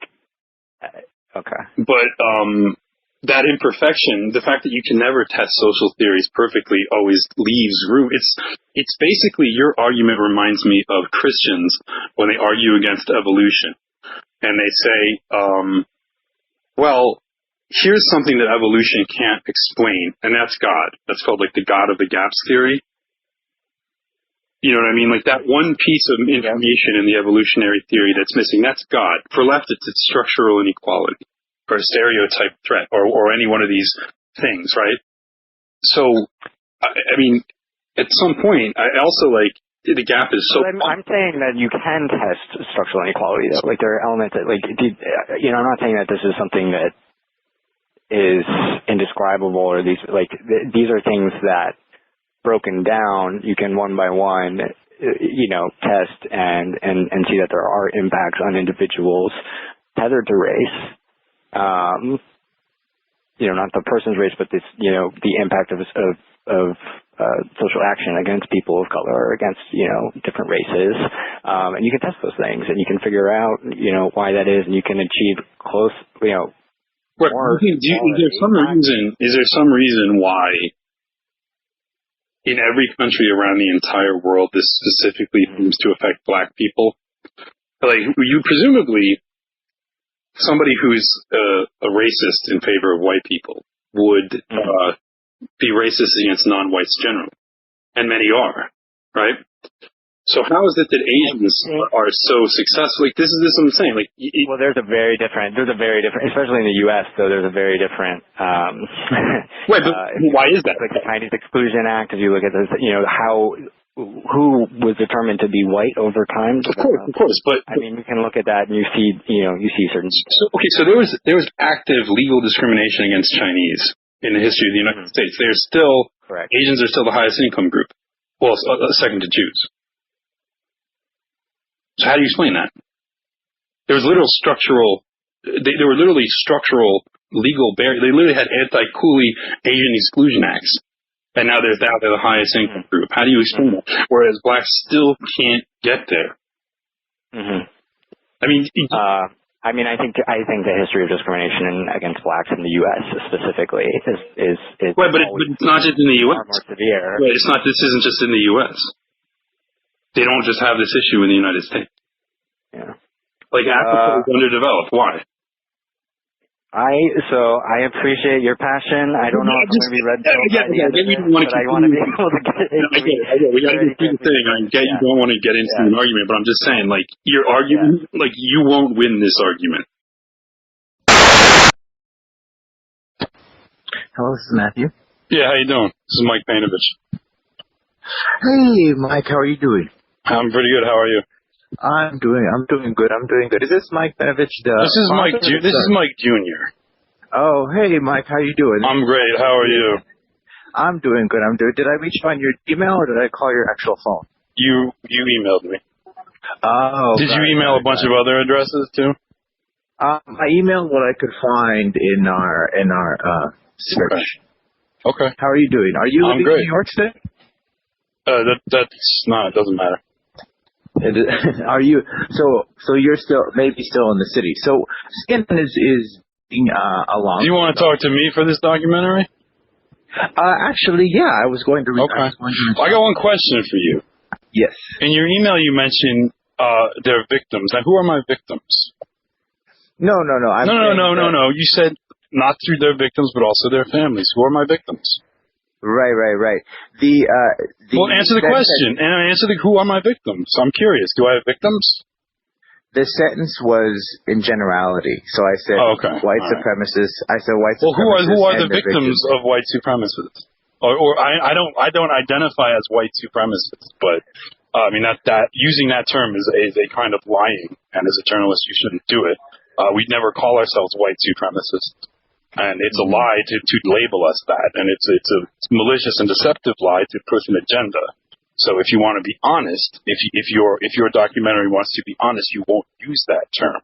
I said this to Andrew Marantz of the New Yorker as well, and he chose to run with it anyway. Right. No. So would you be willing to back off the term white supremacist? If I were to interview you for your documentary, and also what victims are you talking about, even in generality? In generality, well, there's obviously going to be victims of hate crimes when we're talking about any extremists, right? Or any like. Well, no, I don't think that's obvious. Domestic terrorism, like what? Such as? Give me an example. Well, I don't want to get in this argument. No.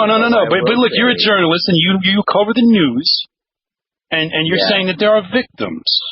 Right. And I haven't heard any about any such victims. So just tell me. Enlighten me. Well, let's say, what about 2 years ago in Charleston with the Mother Emanuel Church, where Dylan Roof went in and shot nine. Okay, sure. But that was a guy acting on his own. He wasn't part of any organized movement or anything. Do you think I condone that? Do you think I condone that? Do you think I promote that? I don't know if you do or not.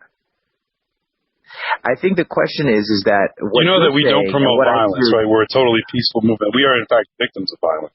Right. Would you say that Antifa has victims, correct? What I hear from answer that question. Would you say that Antifa has victims when they go out and they commit violence publicly? Would you say that they victimize people? What I hear from you, may I just finish my sentence? What I hear from you is that this is very complex. And I think the other It's not that complex, bro. It's not that complex. I don't think it's very complicated. Then why don't Because people like you lie. Mm-hmm. That's why people don't understand it. Because there's two things that happen. The media does not honestly represent our views to the public. And then there are people that violently attack us when we try to speak in public. All of that makes it difficult for us to get our message out. However, I have my own platform and I get my message out. If you want to now I don't need you. Okay? You seem to want me or somebody like me to speak for your documentary or whatever. Ultimately, your documentary means nothing to me. But if you want to be honest, you have that option at any time. You have the option of pushing your agenda, or you have the option of honesty, and you can pick. What does honesty look like for our network? For your network, I don't think it exists, frankly. Mm-hmm. I mean, you fundamentally work for a dishonest organization. I mean, CNN, right? I mean, come on, let's be honest here, right? Well, I mean, that's not an option for you, but yeah. So, but back to your conversation, I hear what you're saying, and that you feel victimized, that you feel like you have a certain point of view that is not getting across or not allowed to get across by mainstream media or other people like myself and like our network. Right. I hear what you're saying through that. And on the other end, when I read the New Yorker article, and it's why I was trying to reach out to your father or your stepmother, is how complex they laid out what the solution or no solution is. And I think that's the thread. Solution to what, though? Solution to what is how do you rectify the relationship right between your family, and also how do you rectify the relationship within the country? Like, is what you are saying true? Is that something that you will hold steadfastly to forever, or is this something that could be in a further discussion where we can discuss and come to an understanding with one another? It is a very complex. Well, the understanding has to be that white people have a right to exist as white people in their own country. Okay, that's our understanding of this.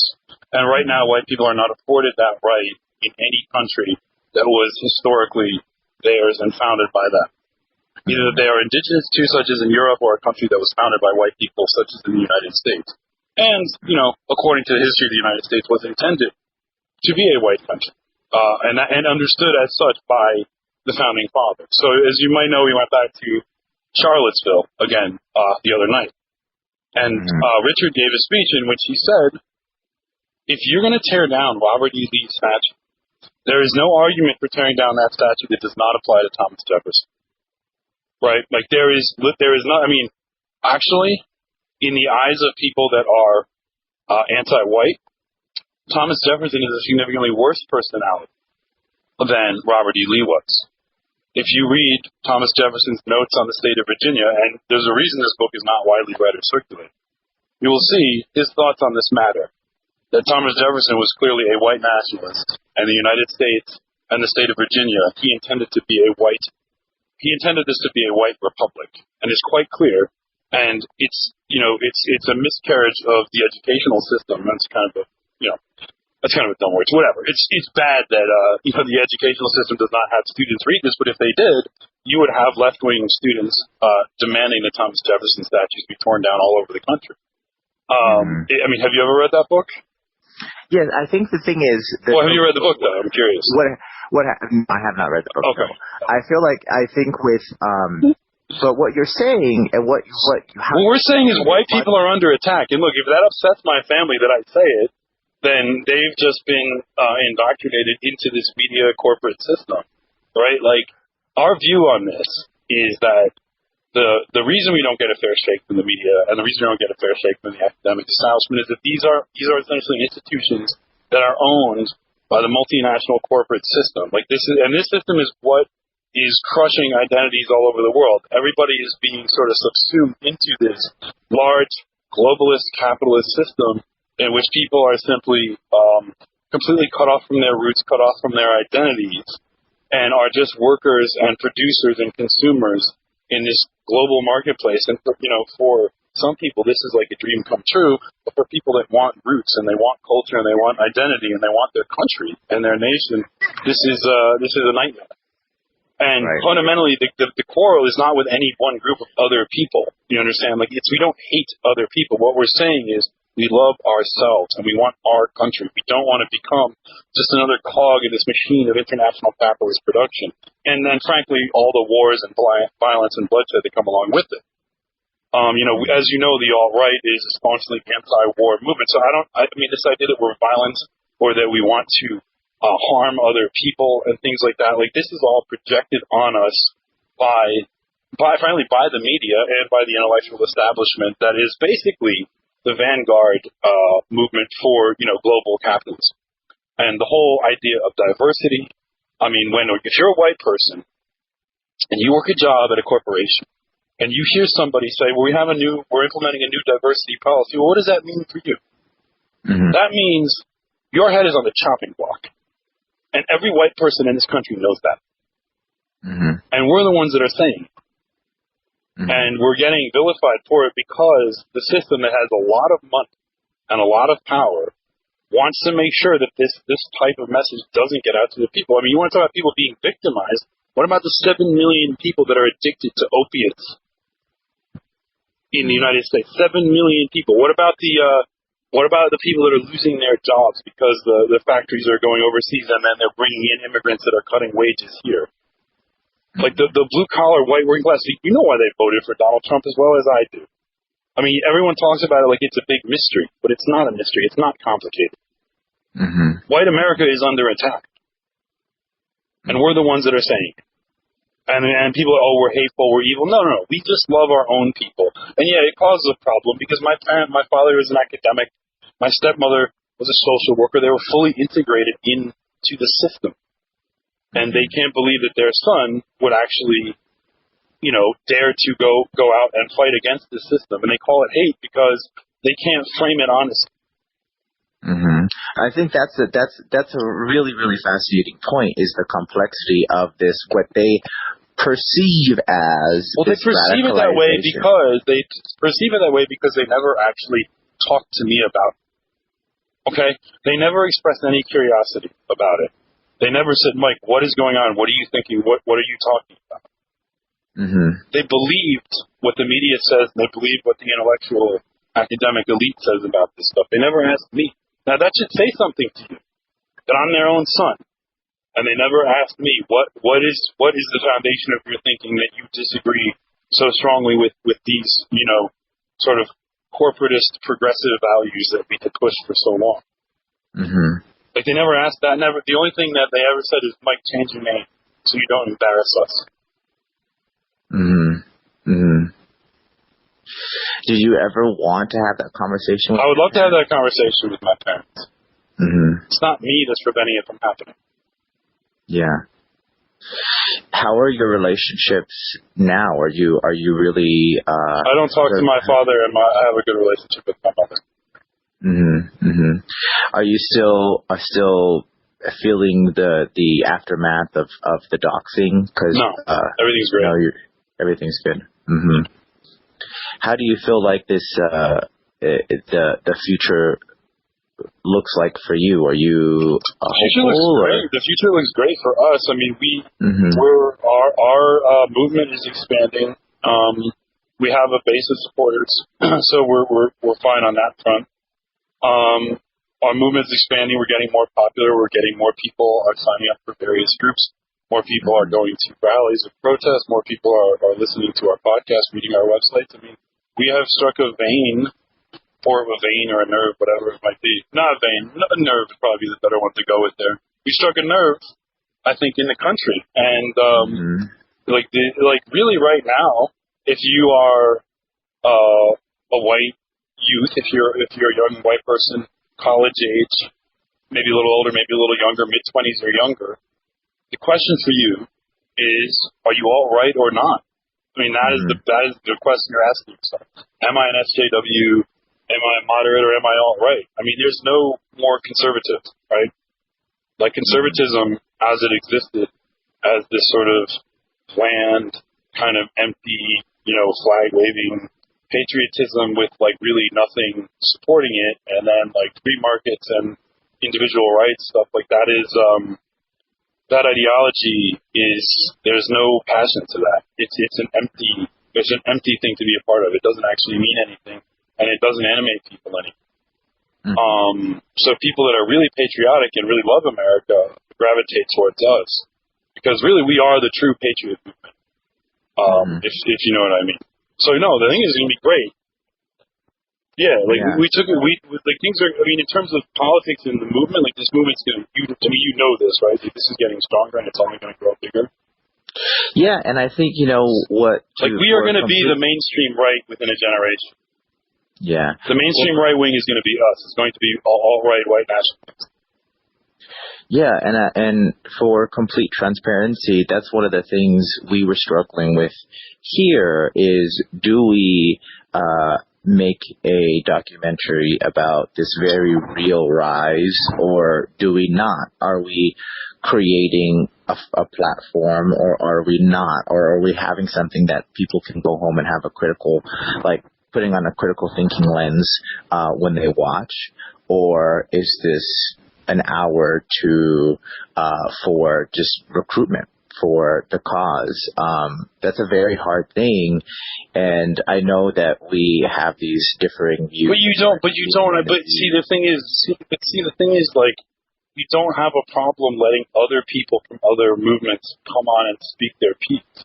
When you let somebody that is political come on, the assumption is that this person is essentially giving their point. Like, when you interview Donald Trump, like, obviously Donald Trump is promoting Donald Trump's point of view. If you interview Richard Spencer, obviously Richard is giving his point of view, right? And the audience knows this, right? And if Richard does a good job and presents himself well, then, hey, he's just good at what he does. And it's not really CNN's place to editorialize that, right? I mean, you report. You know what I mean? I think, and to your point, the difference between the documentaries that we do and just day-to-day on-air breaking news or pundits on television, or just interviews in general, is that we have more time to air these sit-down interviews, and we have more time to explain the context around it. Oh, yes, you definitely want to contextualize things, right? Yeah, I definitely want to contextualize everything. And so that's one of the reasons why we wanted to make a documentary around this. So what kind of context would you add to any of my comments? Like, say I gave the spiel I just gave you, like, on air to your audience. Like, this is pretty good, right? It's a pretty convincing speech. So, like, would you be like, how would you have somebody? What would you have somebody say after if you were to ever, which I know you never would, but if you were to ever let me have like 3 minutes on CNN to give that speech, what how would you contextualize that? No, I mean, I don't think it is far-fetched to say that we would do an interview. We just interviewed Richard Spencer a few weeks ago. Oh no, I mean you do an interview, but would you let that viewpoint get out unedited? Like my thing is like you don't have to interview anybody, but if you're going to interview somebody and then you chop them apart to make them look like their message isn't what it is, or you want to make maybe they're like rubbing their nose or scratching their eye or something, and you put that on the air. Now, you don't do that so much. That's the kind of thing that Comedy Central does, I guess. But, like, you know what I mean? Like, you can edit things to make somebody look like they're unhinged or like they're stupid or they don't have their act together or whatever. Like, what would you give somebody like that 3 or 4 minutes to say their piece? I mean, and I know that you have that conflict because you certainly don't want to provide platforms for whatever. But, I mean, but you give platforms all the time. No, I hear you. I think, I personally, the interviews that I have done, I've worked for, I know that you don't necessarily approve of the network, but I've worked here for 5 years and then I worked at ABC prior, is the point is to always make sure that, the subject, is as clear as possible in the point that they're trying to make. And so I have never been a part, I can speak for myself, I have never been a part of being in the edit room, cutting down an interview or putting an interview in a documentary where I have completely changed what this person is talking about. I might have condensed it. I might have made there something clearer because it was a murky explanation. But me personally, I've never felt like I went to bed and I've changed someone's thought or opinion about anything that the question that they were asked. But I think what was interesting. I just want to talk to you about you and your family and your life. And I think why I originally sent that email when I read this New Yorker article this morning is that it really sort of highlights exactly what you were talking about, is how passionate you feel about your place in society and your belief, and how easily the rest of us, or not, I won't say myself, but many people may try to automatically pinpoint a cause. They say, oh, there must be a history of abuse. There must be a chemical imbalance. There must be something wrong with him or his family that causes this. And the reality is, and I think the New Yorker article really sort of spells it out, is that that's maybe not true.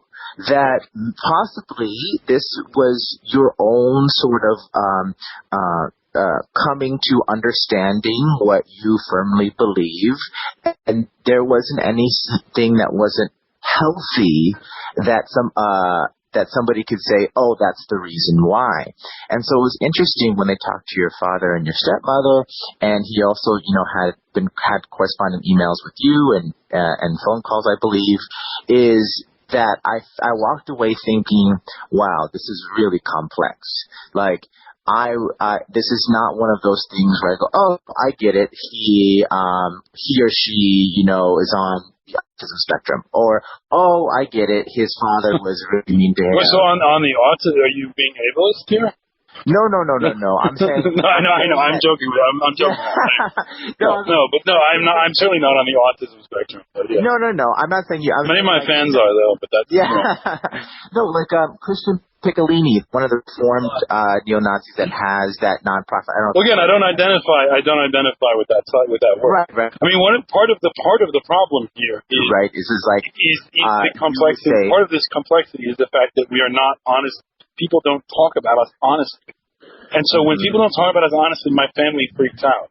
Now, I think that if I could talk to them and explain my views, they would definitely not agree, but they would understand that I have not, gone and, tattooed swastikas all over my face and things like that. You know what I mean? But, there have even been articles about me. Now, there are plenty of pictures of me available on the internet, right? And in some of them, I look like a complete doofus.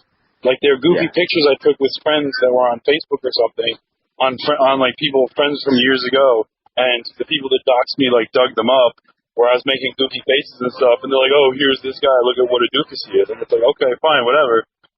But Think Progress did an article, and they put a picture of like a hammer skin with like a Thor's hammer tattooed on his cheek and a swastika on the other cheek.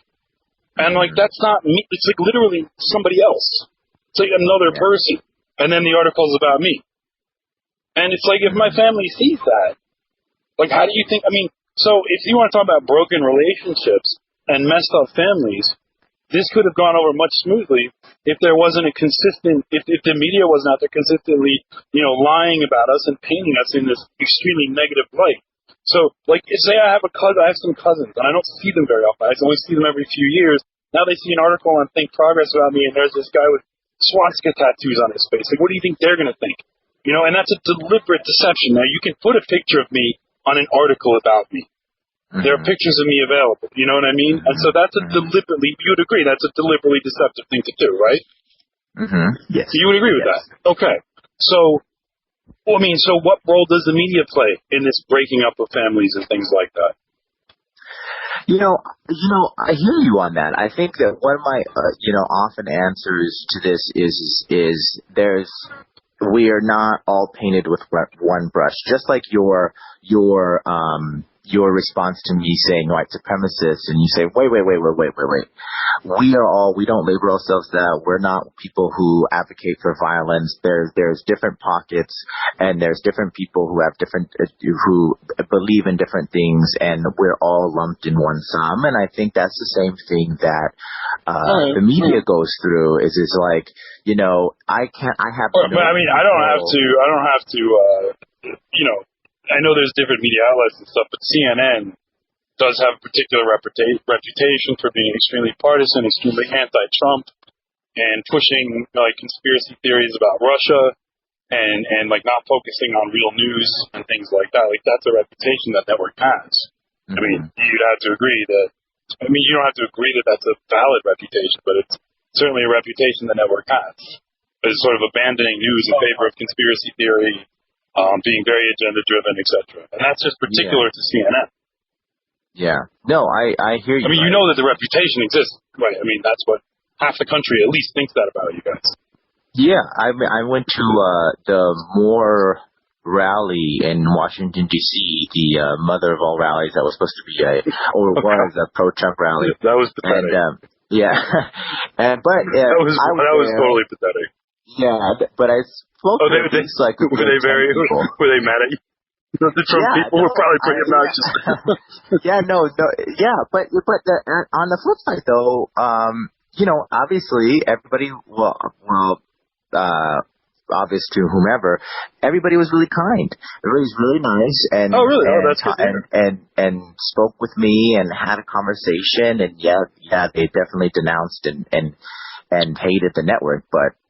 Yeah, I mean, you can have a personal relationship if you don't necessarily like the organization.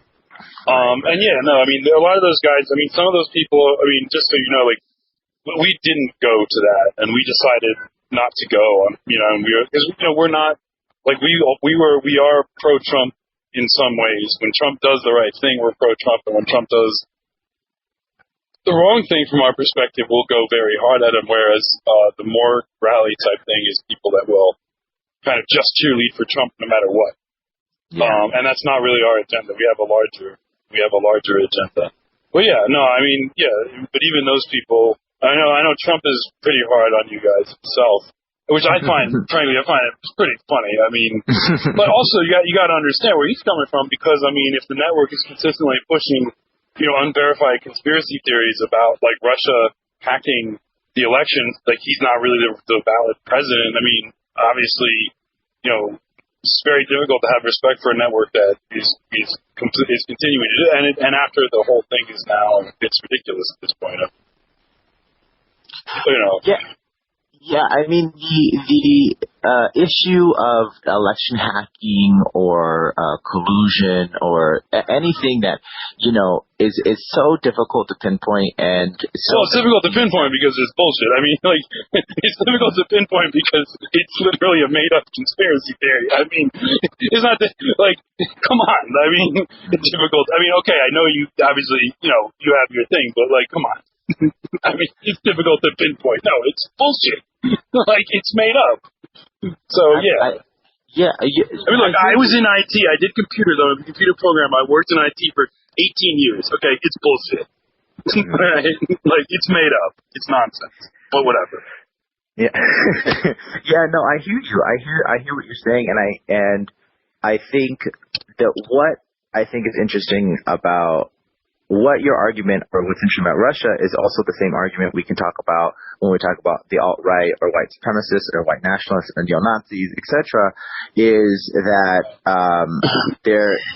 from you, I get the feeling that you just feel, for one, widely misunderstood, and for two, widely blamed for other groups' actions and beliefs. Well, I mean, it's like, okay, there's the issue of widely blamed, but the other thing, when we talk about these other groups, like, no, I don't identify as a neo-Nazi, but I'm not going to sit around spending time, like, attacking neo-Nazis, because that's not, like, what we do. Like, I'm not going to sit here and like, throw any other group or any other individuals, like, under the bus in order that, like, I don't get blamed for their actions. Like, there's a dishonesty, there's a certain made-up caricature of somebody with pro-white views that is propagated throughout the media and Hollywood movies and is taught to people in school when they learn about the civil rights movement and all this crap.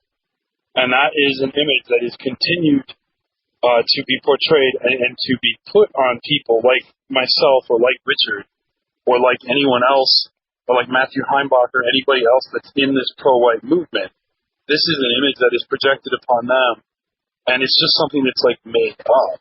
So it's not that I'm blamed for the actions of other groups or other people. There's a made up caricature that is put on us when we simply speak up for our people. And so it's not an issue of being blamed for the actions of others. It's an issue of literally just being, put into this corner with this false image of what and just the whole use of the word white supremacist. I had a whole conversation with Andrew Marantz and the fact checker from the New Yorker, where we wrangled over the use of that term. They actually had agreed, which, I have that on recording, where they agreed that they wouldn't use the term, and they went ahead and used it. But, so that is like, but the thing, and the other thing is, though, we have gotten to the point where we see no reason to really care about what the media says anymore. Because as the media loses credibility, because it used to be the media had some amount of credibility, and this image of us was just consistently portrayed, and so that was like convincing. But now you have half the country, and Donald Trump has a lot to do with it. Half the country thinks the media are just liars that are pushing conspiracy theories trying to undermine the president. And so if the media loses that kind of credibility, well, then they're not telling the truth about us either. They never have been. And on top of that, with the internet, we have our own platforms. I have 100,000 people listening to my podcast every week. So on some level, like, I think there's parts of the day where CNN doesn't get that level of ratings. So like we don't, like ultimately who gets my message out is me. Like I do my show and I get my message out that way. And we don't need the gatekeeper anymore. So really, if I were to even do your show, I would just be doing it with favor. Right. Yeah. I think,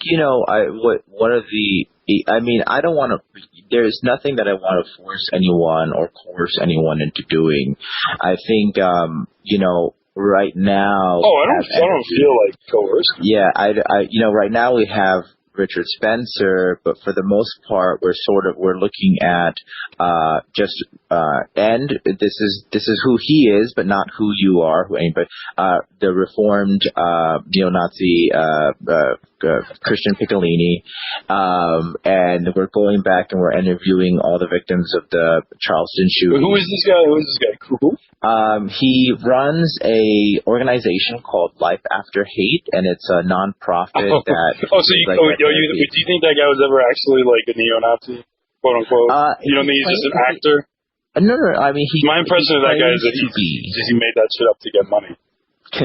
He claims to be. Well, the other thing is this, right? Say you're like, quote unquote neo-Nazi, right? And you get maybe arrested for something, and because your name has now been besmirched, nobody wants to hire you, and you're in jail. You've got warrants, you've got debts, you need a lawyer, etc. What are you going to do? Hello, SPLC. I'm now reformed. Please, I'll denounce my beliefs or whatever, Now, if you were to do that, if somebody were to do that, which is probably what, if this guy isn't just a total fraud, which in my opinion he is, because I could probably sit down with the guy and he wouldn't actually be able to tell me about what it is that we really think. And that's how, this is how you can spot it. Like, this, you know what a Turing test is? No, what is that? That's a test. It's like was came up with by the computer science guy, the famous British computer scientist. And the Turing test is, can you tell if you're talking to a computer generating text that's supposed to be like a human or a real human? And the idea is a computer ultimately wants to be able to pass the Turing test and wants to be able to have another human being not be able to tell that it's a computer. Mm-hmm. So basically, you can have a Turing test. So that's some term you like. Does he pass like a white nationalist Turing test? Am I talking to somebody that was ever a white nationalist? Or am I talking to somebody that is a shill that has said he was a white nationalist in order to attack white nationalists? You see what I mean? I don't think this guy would pass it. Because from what I've seen, it's like he again is reifying that caricature. He's taking the media caricature of a pro-white person, and he's just like, oh, I was this, and it was awful, and I repudiate that. Now I love everybody. Richard Spencer went to one of his things, and he actually asked the guy, what do you think about the concept of an ethno-state generally? That is a state for a particular people, a particular ethnic group, people of a particular race and ethnic group that have their own country and their own state, which is sort of the default concept of the nation state in last century, the century before last year. The guy was like, no, I'm completely against that. And then Richard was like, okay, so then are you anti-Israel? And the guy was like, well, no, that's a complicated question. Of course, because, the guy is being paid by the SPLC, which is a Jewish organization. Right? And the SPLC is also very pro-Israel themselves, which makes them, basically total hypocrites. Because if Jews get a state, then for them to have an organization in another country that is meant to fight against people. Hello? Yeah, how you doing? Hey, sorry, I lost your call.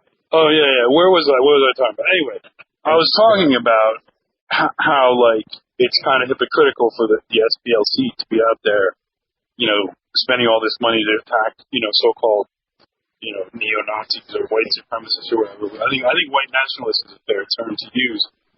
While they then support, a state just for Jews, it seems hypocritical to me. I mean, they have some explanation for why it's not hypocritical, but yeah.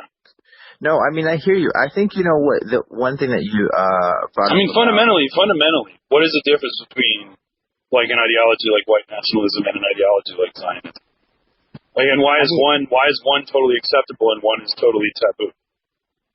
And I think so a good point that you're bringing up prior to this conversation about SPLC and Christian Piccolini is okay, so if you can't differentiate, or if someone can't differentiate between these different belief systems, these different ideologies, then which ideology do you regulate and which do you not regulate? Because what's happening after Charlottesville is sites. Well, why regulate ideology?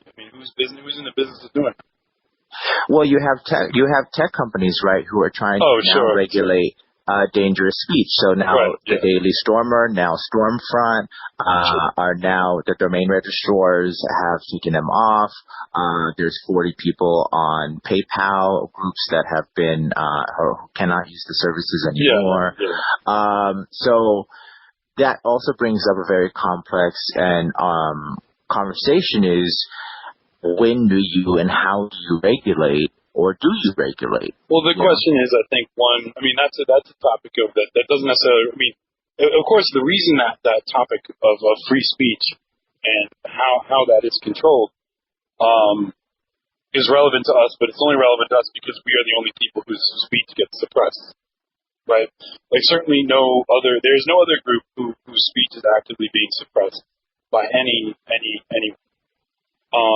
So you can speak out for whatever kind of queer gender thing you want. You can speak out for any kind of non-white group that you want, blacks, Hispanics, Muslims, whatever. Like, you can be totally, like the day after a Muslim blows up a bunch of people, they'll have a bunch of their defenders on every network that will say, no, don't. It's not a big deal. Like, everyone, it's just things happen. And none of that, is in any way suppressed. Like, really, the only speech that is suppressed is ours.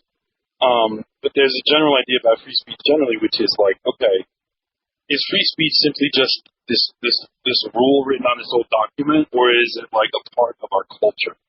And is part of our culture people get to say what they want in the public square and not have their PayPal account taken away? Because fundamentally, what I say in the public square doesn't have anything to do with my use of a financial service. And so it's like a financial service is simply saying, no, you can't use our services because of who you are, because of what you think. You are no longer allowed to utilize our service. And a lot of people, a shocking number of people, are okay with that. But free speech is a culture. And if you have institutions that are powerful enough to cut people off from basic services, and the use of internet accounts, the use of the internet at all. Andrew Anglin is not allowed to use the internet. Okay, he has been unpersoned, and the government had nothing to do with it because they didn't have to, because they don't control it. So sure, the government has to respect the First Amendment, but just Google. I mean, I would argue that they should, and that there should actually be some sort of legislation where large, huge corporate monopolistic entities have to respect the Bill of Rights. They don't get to pick and choose. Are you worried that something may happen to your podcast, or are you worried about any of that? Or no, I mean, I'm obviously, they shut Andrew Anglin off the internet. They could shut us off the internet if they really wanted to. But we have backup plans, and we have redundancy on multiple levels, so I'm not particularly worried about it. I don't think that we will be hit at the level that Andrew was hit. No. The domain name being literally like the right to have a domain name being taken from you, that's unprecedented. Mm-hmm. No, I mean, I think that's one of the fascinating things that came out of the Charlottesville incident rally. Well, ultimately, what happens is this. Ultimately, what will happen is this. If it gets to that level, where every single domain registrar is starting to shut down every single, site that they disagree with politically. That's like some kind of, Huxleyan, if you will, like nightmare, right? Like that's some kind of, that is like the suppression of speech on like polar level. But we'll simply have to fund our own domain registrar. Mm-hmm. That would just be what we'd have to do. There'd be no other options. Because ultimately, that's the level at which that can get shut down. You have to now. There are domain registrars that say we are committed to free speech, and we don't interfere because it's not. We don't post any content. None of it has anything to do with it. Now, keep in mind, Andrew was shut down. Now, there are sites where people do things like they trade. Child pornography, weapons, people getting assassinated, like obscene pornography, bestiality, like all the darkest, most evil shit you can think of. and like, you have to they're shutting down like satirical political website. You know what I mean? Like, yeah, I think that's it. You know, the CDA is a really interesting thing, piece of legislature. You know, Communications Decency Act is like really doing for the internet is a really interesting conversation to have. Because you're right. Well, I mean, I support the shutting down of people that are engaging in like child pornography and bestiality and stuff. Like, those people should be in jail. Right. You know what I mean? Like, so I don't, but it's interesting that more moves were taken against Andrew Anglin than get taken against those types of people. Like, I find that fascinating about what that says about our culture. Right. I mean, they're normalizing, they're trying to normalize this concept of you know, consensual sexual activity with children. Like, this is something that's being like normalized in intellectual circles in our country, while Andrew Anglin is getting shut off the internet. It's pretty wild. It's pretty remarkable for satire. He's already. I mean, the article that he wrote was it was a comedy piece. It was hilarious. And like, oh, sorry, you can't use the internet anymore because you hurt someone's feelings. So are you? Have you read the New Yorker article yet that came out? No, I haven't read it yet. I haven't read something. Yeah. I might take a look at it. I'm not that interested in what the media says about it. Like, it doesn't really matter to me. Because if I get mad about it, the thing is, it's not like personally about me. So if I read it and I get all mad about it or I get annoyed, then I'm going to end up like talking about it on my show, and then my show now becomes the whole thing about me. That's not what it's about. Our fans don't want to hear me bitch about myself for two hours on a podcast. They want to hear us talk about the issues of the day. So yeah. Oh, that's what I kept telling Marantz too. Like, my story is not so interesting. Like, I come from a middle class suburban family. I got into this kind of politics. My family are all, you know, good progressive liberals, just like they're supposed to be, and are just shocked. They're absolutely shocked that somebody would ever, you know, have a different opinion. Right. Well, that's the most. Well, I would argue that that's the most interesting. No, I don't think it's the least interesting. The actual politics are far more interesting. And you want to know something else? Is I talked to a number of left-wing journalists, and they actually are completely uninterested in this. I mean, this is like hard left-wing, like people that are like in like the communist and Antifa spheres even, and they're actually frustrated with the mainstream media because they're like, why is that always the story they want to tell? And because the thing is, at least they completely understand how somebody could have our views. So they're less interested in, oh, how could it have ever happened, than they are in like, no, this is what they think. And this is why, you know, from their perspective, like, this is what they think, and this is why we hate them. But like, they're not interested at all in this. Oh my gosh, what could have, I mean, come on, at some point, that's fatuous. That's just like, I don't know, it feels like, it's like ball fanning. It's like, oh, it's so mystifying. It's, I don't know, what do you need like a lozenge or like a cup of coffee or something? Like, I don't know, like, who cares? Yeah, all right. Yeah. So I don't know. No, I hear you. I hear you on this idea that it is somewhat of an enigma, somewhat of this mystification of how someone could believe something. I read books and I was convinced by arguments. That's how it happened. Right. I mean, it's not mystifying. Right, but I think what my point is that in saying that is reflective of what many people in this country believe, right? Is that it is mystifying. It is somewhat of an enigma. So someone breaking it down and saying, well, it's only mystifying to the extent that anybody would take on a belief that was taboo in their society. Even that, I think, overly psychologizes it. Because frankly, if somebody just has an open mind and is actually willing to examine all arguments, look at the arguments, you know, then I think that somebody that is honest will have to at least admit that we have a point. Yeah, I'm going to go to Sheets. We'll have to at least admit that we have a point. Mm-hmm. You see what I mean? So it's like, it's not to me, once I started reading this stuff, I'm mystified that other people can't be convinced by it. And so for me, something that's interesting is why do so many people have a mental block against this? See, that's what I find interesting. Mm-hmm. You see what I mean? So, because for me, it was basically like, oh, okay, no, this makes sense. Yeah, this is obviously true. Yes, these are very good arguments.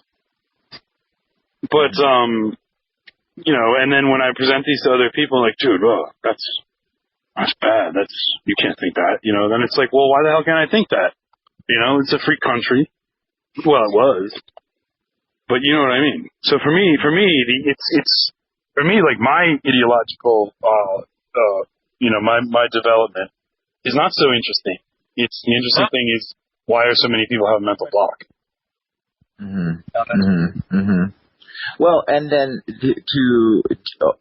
that's really interesting. I mean, I think what's fascinating about that is you sort of flip the coin. Is you're saying, I feel as though large swaths of people within the country believe that someone who believes this is a mystery to them, and you're saying, wait, how can it be a mystery? I only did X, Y, and Z, and I live in the same country as you do. And again, like this article was sort of detailing, is that there's not some really a history of something that somebody who believes it is a mystery can pinpoint and say, oh, that's why he does that. Because the thing is this. The thing is this. Now, let me explain. Or what I think will explain. Okay. If you fundamentally just think that thinking this is bad, it's never going to make sense, right? Mm-hmm. Mm-hmm. But if you actually are like, oh, I can get how somebody could read books and be convinced by facts and arguments, even if I don't I understand why someone becomes a communist. I don't agree with communism, but I get how somebody becomes it. You see what I mean? Like, I'm not like, oh my God, how could they ever have read Marx and thought it was good? Like, no, I get it. I read Marx and I thought it was good. I get it. You see what I mean?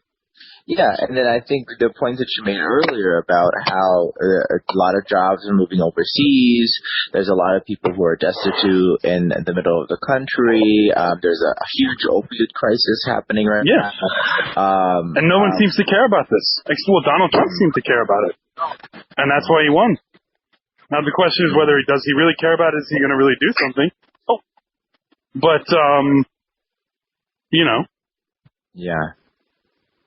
Yeah, I hear you. I definitely hear what you're saying. I think, what was interesting is, and the original reason why I reached out is because this is not something that's an agreement upon through your whole family or your circles, and you grew up in a very liberal environment. And like you said, that it's not of interest to you why everybody is so mystified by this. And it's not necessarily of interest of you that you came from a liberal family and now you believe this. But what I'm saying is that, like, I feel as though our audience are those people who our audience are those people who maybe feel as though they don't have this connection with your story or with your belief system. And so what this documentary is really supposed to be about is taking sort of hopefully an intellectual deep dive into this movement. But look, if you're looking for some kind of psychological thing, or you want to psychologize the thing, or like, what's the, you know what I mean? Like, I don't think you're going to get that. You're going to get a bunch of people that were going to be like, I saw what was going on around me, and I saw that these are the people that had the explanation for why it was happening. And therefore I was convinced. No, I'm not psychologically damaged. No, I wasn't abused. No, I'm not on drugs. You know what I mean? Like, I was just convinced. That's what it comes down to. I mean, most of the people in this thing now are middle-class kids. And my story is not unique. This thing about me that's unique is that we became big because we started doing a podcast. But in terms of me, I'm middle-class kid from a liberal family. That is like 75% of the people that are in the new alt-right. That's really interesting. Like outside of you saying, and most of them come from suburban communities in diverse parts of the country. Just like me. Like, my story is not at all anywhere near unique in terms of the average person in the alt-right.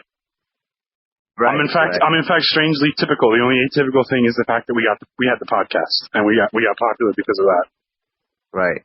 And one would think the opposite, right? One would think that. Well, one would think that if they were closed-minded.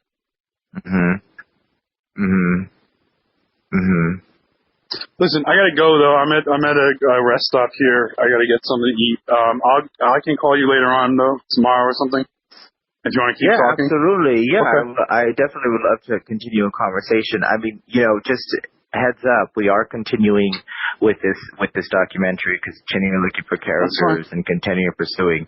I would like if my dad will talk to you, you can talk to him. But whatever you want. And heads up, I also do record every conversation on my phone. Yeah. No worries. I understand. Okay. I assume so. Okay, cool. Good. All right. I mean, I told every reporter that, so, Yeah. Some of them hang up on me right away, like the Daily News reporter, but, whatever. No, I assume so. So we're okay. Okay. All right. Well, thank you. And yeah, if you wanna continue chatting, then no problem. Okay. All right. Talk to you soon. All right. Talk to you later. Bye.